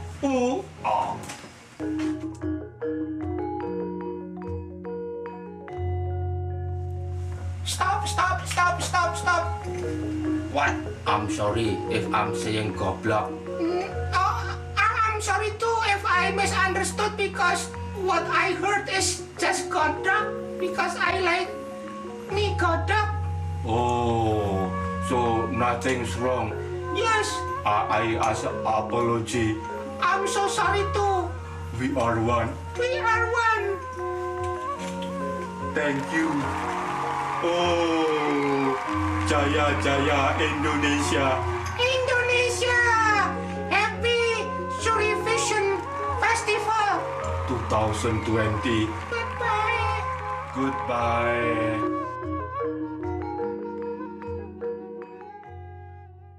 Whoa, that's cool. Yeah. This is interesting. Thank you so much for sharing that also. So maybe you have something to add, Muna, on the aspect of what it's need, what you feel puppetry could be in the future, something you envision for Canada and puppetry. Yeah, I could add something. I think knowing everyone else's different processes would be great. Like seeing how everyone makes it, because I know everyone has what comes first, foam, clay, paper mache. Like I would love to know everyone's different process of creating their different characters. So maybe like, you know how Masterclass has those author sessions, we could have like a puppeteer master session. I don't know. But I know there's so many different forms. It would just be really nice to see everyone's different methods of making their puppetry. I mean, already I feel like I don't have any wishes to add other than I'm so grateful to be here and to hear everyone and watch everyone's creation. I already feel like my wishes are coming true. But that's all I could add. Thank you. And yeah, maybe Sutrisno, maybe you have something to add to your video. We jump it from it, but maybe you want to say something about it. Okay, thank you very much. First of all, let me say sorry because the video was telling only at the end, not from the beginning. But at the end, apparently, I wish not to be included in here because it was old video. I just found it and sent it to everyone. So it doesn't mean that I'm promoting other nations in this regard on that video. So please forgive me if somehow the words kind of self-promoting, it's not my intentions in this regard. So I'm just sharing the technical and then also the cultural background related to what I did in the video. That was a part of the festivals that I was invited to perform virtually. So I made that video just in my living rooms. I edited a little bit and put some musical backgrounds. This kind of things become a challenge as artists or puppeteer. I think all over the world because during the pandemic it's kind of difficult to find place where you can perform in person with a huge audience. But hopefully later on everyone will be given chance and then the pandemic can be resolved as soon as possible. Thank you. Thank you.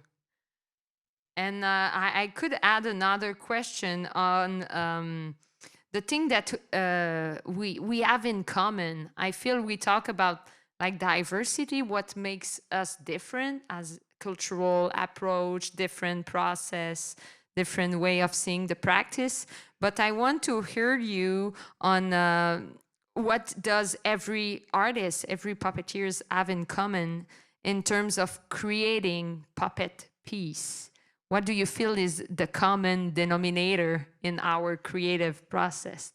It's a tough question, I know, but what could you relay on something that, seeing what you hear of everyone, what is in common for each of us?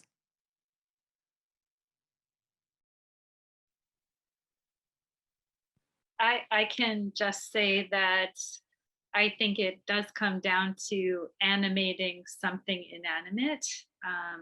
Something that isn't alive comes alive through the puppeteer. And there's also a special relationship between the puppeteer, the puppet, and the audience that is different than in theater, the performer to the audience. The fact that there's this in between, it makes it a different experience for everyone. And I think it actually causes us all to focus more together in a way. And I also, I'm not sure about this, but I do think it's like a very at its heart, it's very much about like a childlike play, for me anyway. This ability to make life where there is no life and to bring something to life. And also, as a shy person, I really related to what DerRic said about like the puppet being like the thing between you and the others, but you are still there and you're channeling your energy right through it. So those things I think we all have in common, or most of us do anyway. But I also think, you know, maybe there's always going to be exceptions too. Yes, thank you. Someone want to add on that common thing?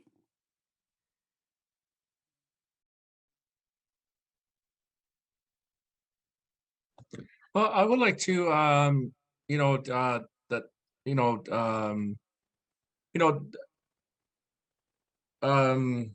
you know, what we can all relate to, you know, is song and dance, you know, through any culture. You know, it's who we are and who we come from. You know, if you know, sometimes, you know, puppetry, you don't always have to talk all the time. And you know, they can be part of, you know, like you can make your puppet dance, you know, to a song, you know, like you know, mine are indigenous powwow dancers and stuff, you know.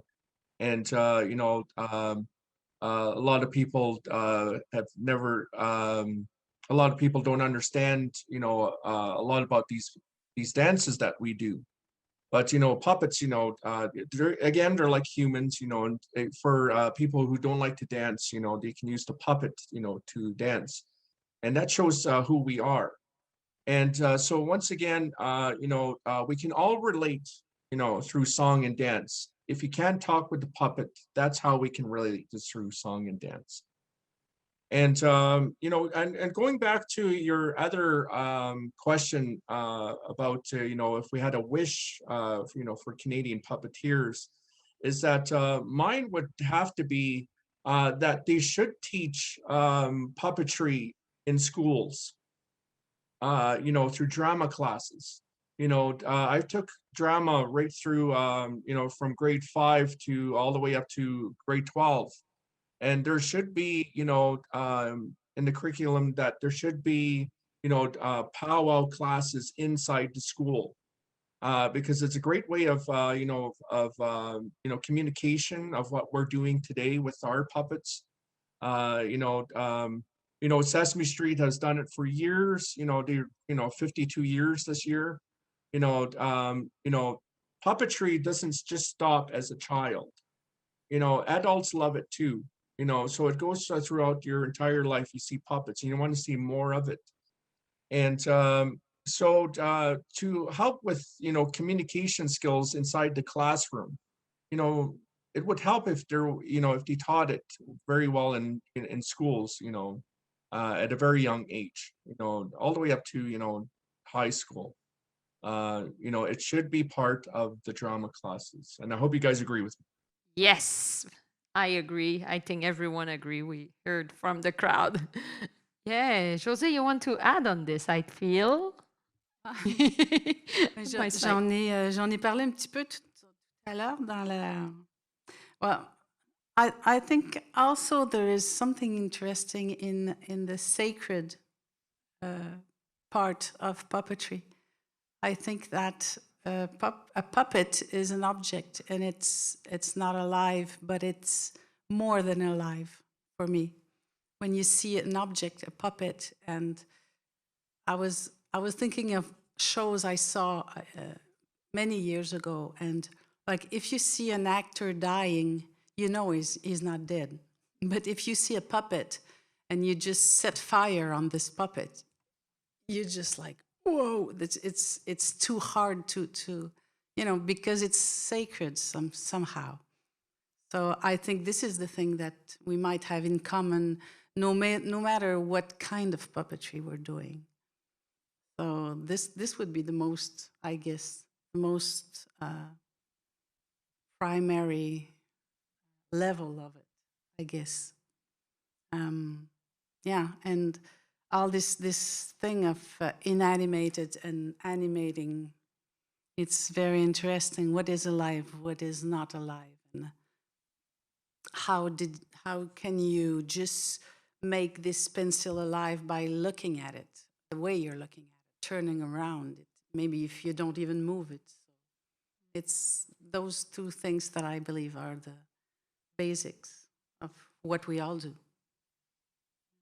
This is so interesting because we bring new things on the table, each one who had just talked. So this is things that we have in common.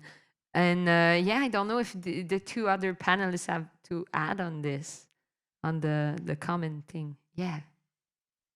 Thank you. I just would like to add a little bit here, and I'm in agreement with previous suggestions and comments as well.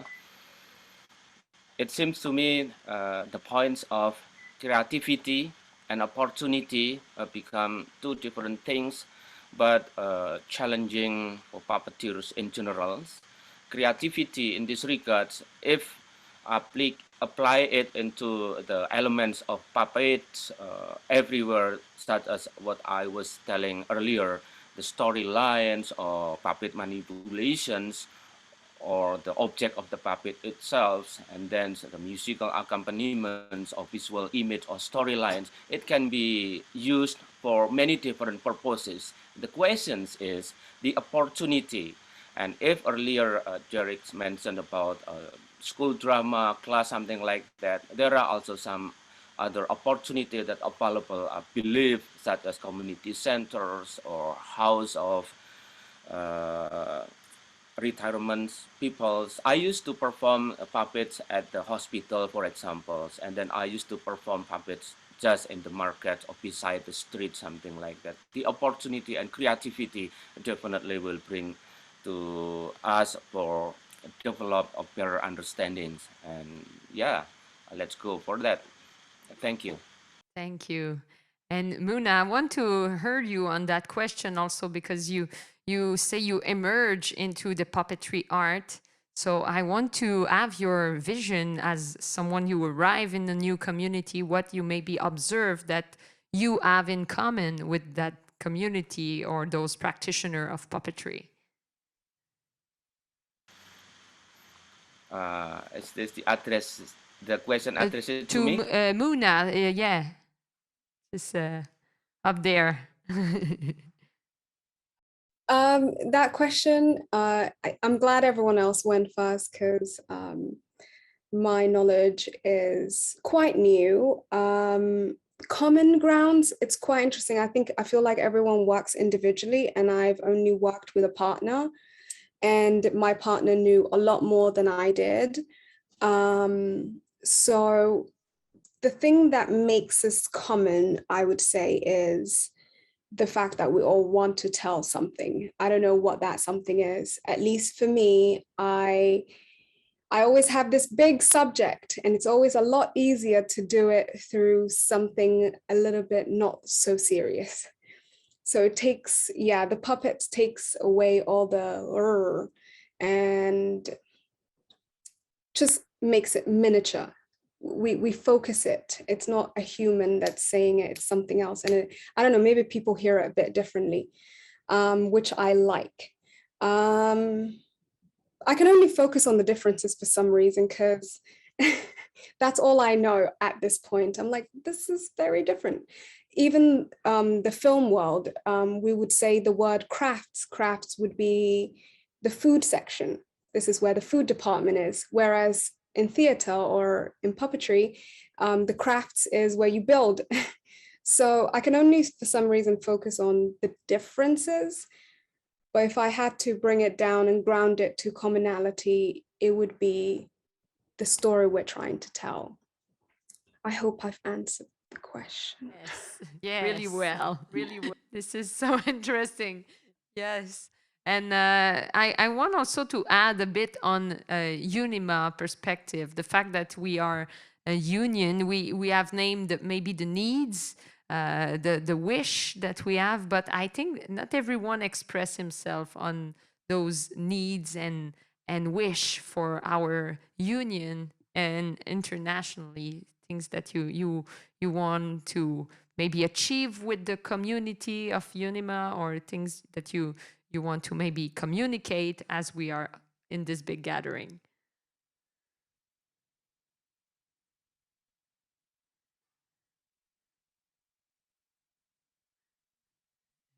we think about it. Oh, but we have a question from the crowd. Let's go for it. A suggestion for UNIMA first, and then a question.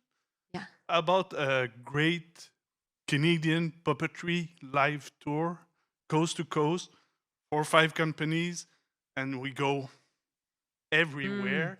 And for each edition, different, other forms, but promotes puppetry, help diffusion, presentation throughout the country.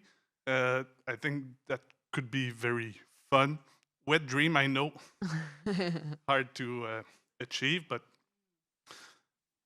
Oh, yeah, maybe the president want to add, but he haven't finished. J'ai envie de le dire en français, mais juste c'est comme c'est pas des réponses, mais c'est ça a été un rêve et un projet aussi qui a déjà par ma prédécesseure Isabelle Payan qui avait amené cette idée-là de quasiment une caravane de la marionnette. Mais bien sûr, ça prenait quand même un financement. Puis c'était dans les premiers essais aussi de. Puis c'est un des enjeux aussi d'UNIMA Canada, je pense, dans les prochaines années, c'est de trouver le financement, en fait, pour accoter la grandeur des idées puis des envies des projets. Mais depuis, je commençais, puis ça reste quand même un projet qui va être intéressant à un jour continuer, en fait, d'y rêver, puis de trouver une façon aussi de pouvoir le réaliser un jour. Mais je pense, si je oui, faire du chemin là-dessus, je trouve que c'est une super idée. En fait, souvent, comme compagnie, on travaille plus à l'étranger qu'au Canada. Beaucoup, beaucoup plus, parce que le réseau au Canada, il n'existe pas. On n'arrive pas à jouer dans les autres provinces. Donc, d'arriver à faire un réseau, tu sais, c'est pas nécessairement une roulotte qui part avec un show, mais c'est un réseau qui fait que plusieurs compagnies pourraient se promener. Ça, ce serait déjà super intéressant. Mais tu n'avais pas fini. That's my suggestion. We have Sabrina coming back. Excusez, je vais arrêter après, mais c'est parce qu'il y a un panel demain sur les pôles marionnettiques. Samedi. Mais en tout cas, on réfléchira à ça. À élargir au Canada. Yes. All right. So my question, in your creative process, because this is quite diversified panel, I love this. To what extent does the spoken language with yourself in your document while you're creating or with your team, to what extent the spoken language influence the end result? Or is it secondary and it's really the essence of your idea, of your emotion? Or it's really tainted by the spoken language used in the creative process? I have a question, an answer. An answer, go for it. Je ne sais plus si je parle en anglais ou en français ou en chiac ou en... Dans la langue de ton choix. Mais c'est drôle parce que, justement, le travail que je fais actuellement, je travaille avec 3 autrices qui ont écrit 3 textes. Puis, je leur ai dit, vous m'écrivez 3 textes, mais après, je peux faire ce que je veux avec. Ce qui fait que je prends les textes, je les mélange, je mélange les personnages, je mélange les choses. Mais je te dirais que l'essence de départ est partie de là. Fait que je garde pas tous les mots, mais il y a des choses qui sont pas dites, mais qui restent soit dans le décor, soit dans la musique, soit dans d'autres parties. Donc, ce texte-là, dans le travail qu'on est en train de faire actuellement, il reste le sous-sol, tu sais. Ça devient une espèce de mémoire collective pour tout le monde, les danseurs, les concepteurs, le musicien. Même si on ne dit pas tout, ce qui est écrit dans les textes reste la base de ce qui nous habite, tout le monde. C'est très bien dit. Les textes, the text is part of the creative process. So yeah, maybe you want to add something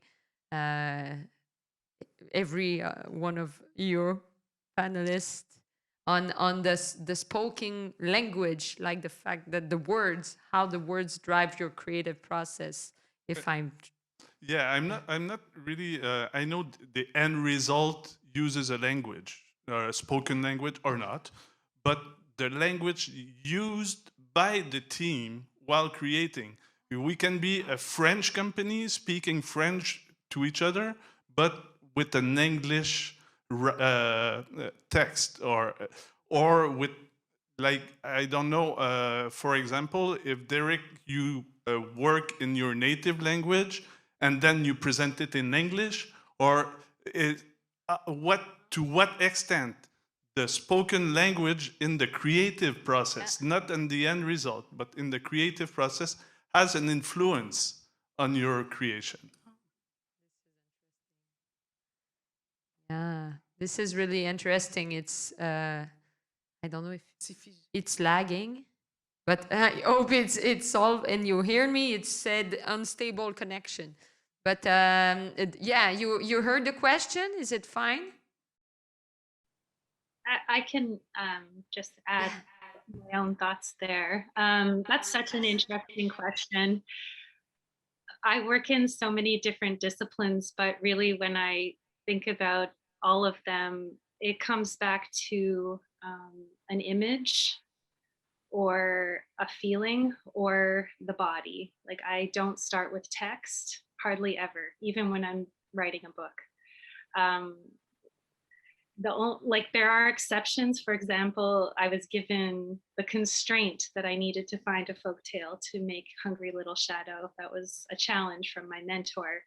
But as soon as I found the folktale, I knew it was the right one because there was a very strong image which appeared in my mind, which was the story of a hungry kitten told on a fancy dinner table full of beautiful dessert. So the juxtaposition of the visual image and the story in that case, it's like when something arrives in the imagination that won't go away or that keeps coming back, that's when I know to go after a project. And I think as time goes on, I'm less interested in there being language in the project at all.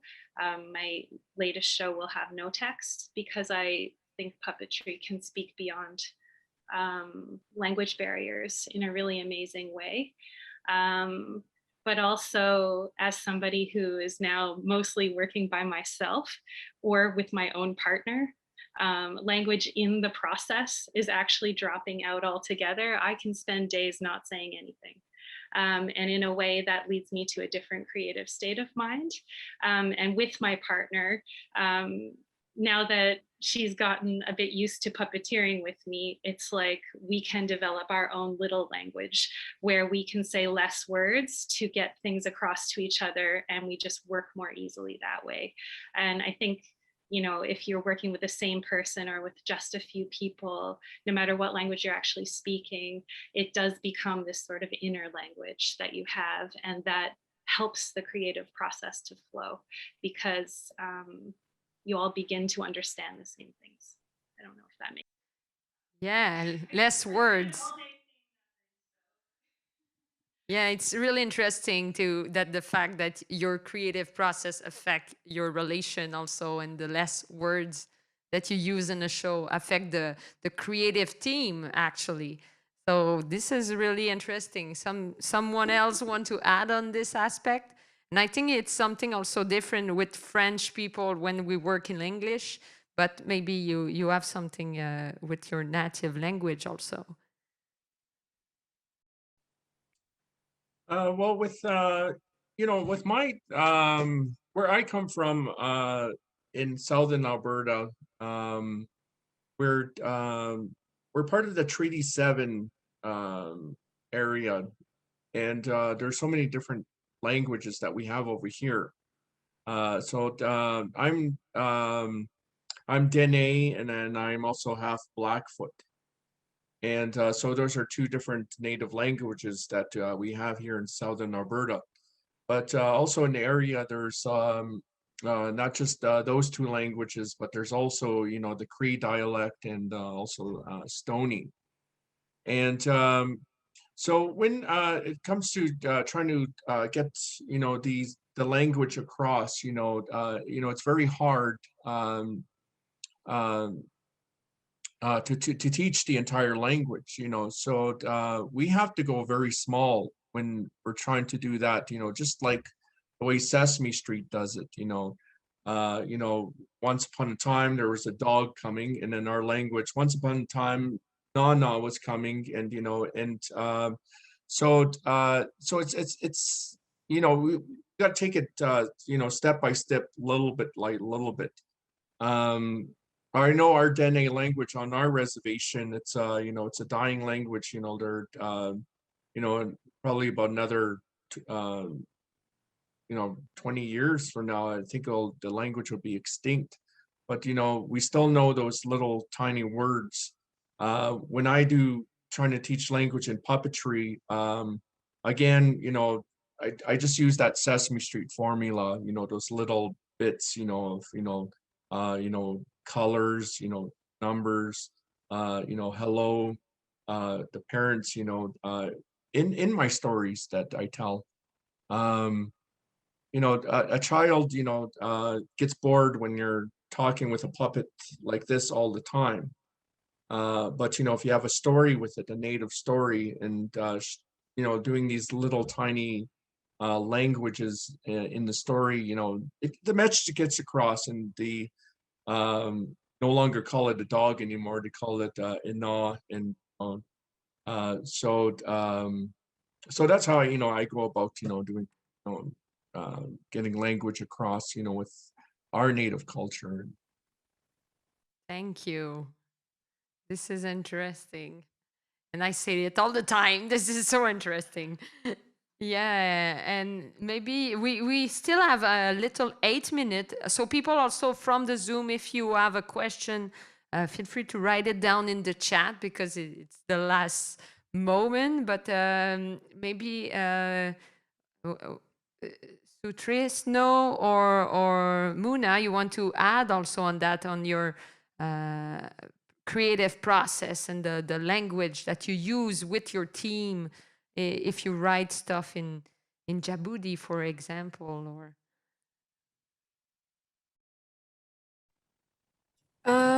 So for me, I've only done 2 projects. One had a lot of words and it was all in English, but I used some of the traditional things. So like our gestures, we speak with our bodies a lot. And with the puppets, it was tiny little cutouts. I don't know what the right title for them would be, but shadow puppets, I would say. The shadow puppets were using their bodies to tell some of the hard things that we couldn't really use words for. But with the other project that I've done, it's called Ghoul House. It's Lambi Lambi. And we had no words, mainly the puppets doing the movements, the gestures, the speaking, telling the story. And I think adults had a harder time understanding the story. But kids, it was for kids. The kids understood the story very easily. So I don't know what happens to adults. I don't know what happens down the line, but things just get harder to understand. And maybe it gets less murky, but the kids understand the story. The story was about a ghoul house who falls in love with a pumpkin. It's a flying pumpkin. And the ghoul house was like, no one allowed near me. But then the flying pumpkin persuades that it's good to have friends. It's good to have people around you. Very simple story about friendship, and it was very complicated for adults. So language can be quite interesting, actually. I come from a place where we use our bodies pretty much the whole time. Language becomes less of a thing unless you're being sarcastic or metaphorical, and language is everything. So in terms of puppets and words, if you want the puppet to have more feelings, more gestures, you need to become an engineer and a doctor and an architect. It literally is a lot of work to make all those gestures happen. It might be sometimes easier to just put words on top and just do like voiceover. But this is just me being like super technical now. Yeah, I just found that it gets more complicated if you want the puppet to have more emotions and more movement, because it's sometimes you're working with material, sometimes paper, sometimes, yeah. Thank you. Yeah, it's really interesting again. Yes, because I feel we are almost at the end, and I feel I want to finish on a positive note. So maybe we can do a really quick roundtable about like something you want to say to the diversity, like as you represent for now for this table, the diversity. Maybe you want to share something as an advice or a part of wisdom that you want to share with us for this table. So let's start with Sutrisno. Yeah, he hooked the hand. Yeah, yeah. Thank you very much. Yes, this is a good opportunity for us to know each other and sharing each other. I'm learning from this process.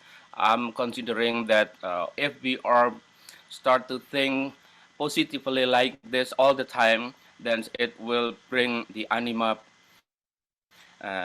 very good prospects for the future generations as well. So we have to give a good example. This is one of good example. Thank you very much. Thank you so much. And let's go from West Coast to East. So DerRic, you want to add on this as an advice or something? The last word. Well, I think this is a wonderful program, especially, diversity, all these different cultures, working all together. So Canada should be, learning from each other, especially when it comes, using the art of puppetry. So, so again, I think, there should be more of it. And I'm glad that everybody's gotten together. And so, I'm from the Sutrisno Nation, that had a dream of trying to do it. And there was a lot of obstacles, but I achieved what I wanted to do through the art of puppetry. On my puppet here wants to, say Sutrisno. He's going to say what Sutrisno means. Hi, everyone. Hi. Hi, Sutrisno. Can we all say that together? Sutrisno. Sutrisno. One more time, everybody. Sutrisno. Sutrisno. It means big casino. Come to my reservation. Bring your money. We have a big buffet. Oh, okay. All right. Okay. We're back. So, well, Sutrisno actually means many people. He's just trying to advertise our casino. But again, things like that, this puppet that I just had, is that,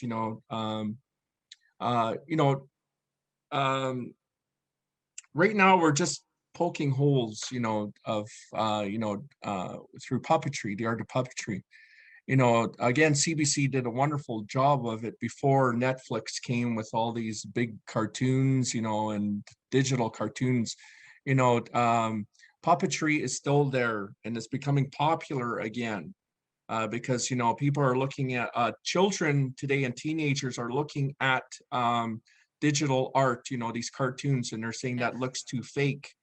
And, Star Wars, they brought back, puppets again on their Star Wars show, and it looks great again, So the more real it looks, the better. So, so again, this program is, wonderful, because, it brings us all together and we can all learn as, off of each other, as it should be here in Canada. Thank you so much. So next in 30 seconds, maybe we have the time to go to the Toronto area and go back to José and Sara. Really quick. Okay, I'll be really quick. And for me, I would love to create something completely different and show it to my people. I think combining everything I've learned, combining all the different methods of puppetry, I would like to expose it to my people. And I think that's my dream. And to keep doing this, keep exploring, keep telling stories. And hopefully it's not just for children. I would like to make it for adults too. Yes, thank you. José. Sure, surely that I mostly make it for adults, so you can do it, girl, go. So for everybody, yeah, do your stuff and go for it. I mean, everybody's really interesting what I saw, and DerRic, I'm really glad that you finished your school. And Sara, to conclude, you have the last words. Well, I guess I feel that the art of puppetry is as diverse as the people that are practicing it. And there's so many amazing variations to this art form. It really is exciting because there's no end to the amount of learning you can do. And I really do hope that there's going to be continuing ways that we can learn from each other, and not in intimidating or uber time committed ways, but like ways like this, or little classes that we can give each other, because we all have something to share. And I hope that people can feel empowered to share their form of puppetry, because they're all very valid. Totally. That was an empowering table right this afternoon. So thank you to all the panelists. Thank you to all the people on Zoom who are watching that. And yes, you feel free to make the chat going crazy because you are so inspired by all that. And thank you to the crowd right in front of me. You were patient and with a lot of good questions. Merci beaucoup. C'était vraiment très cool. Bravo tout le monde.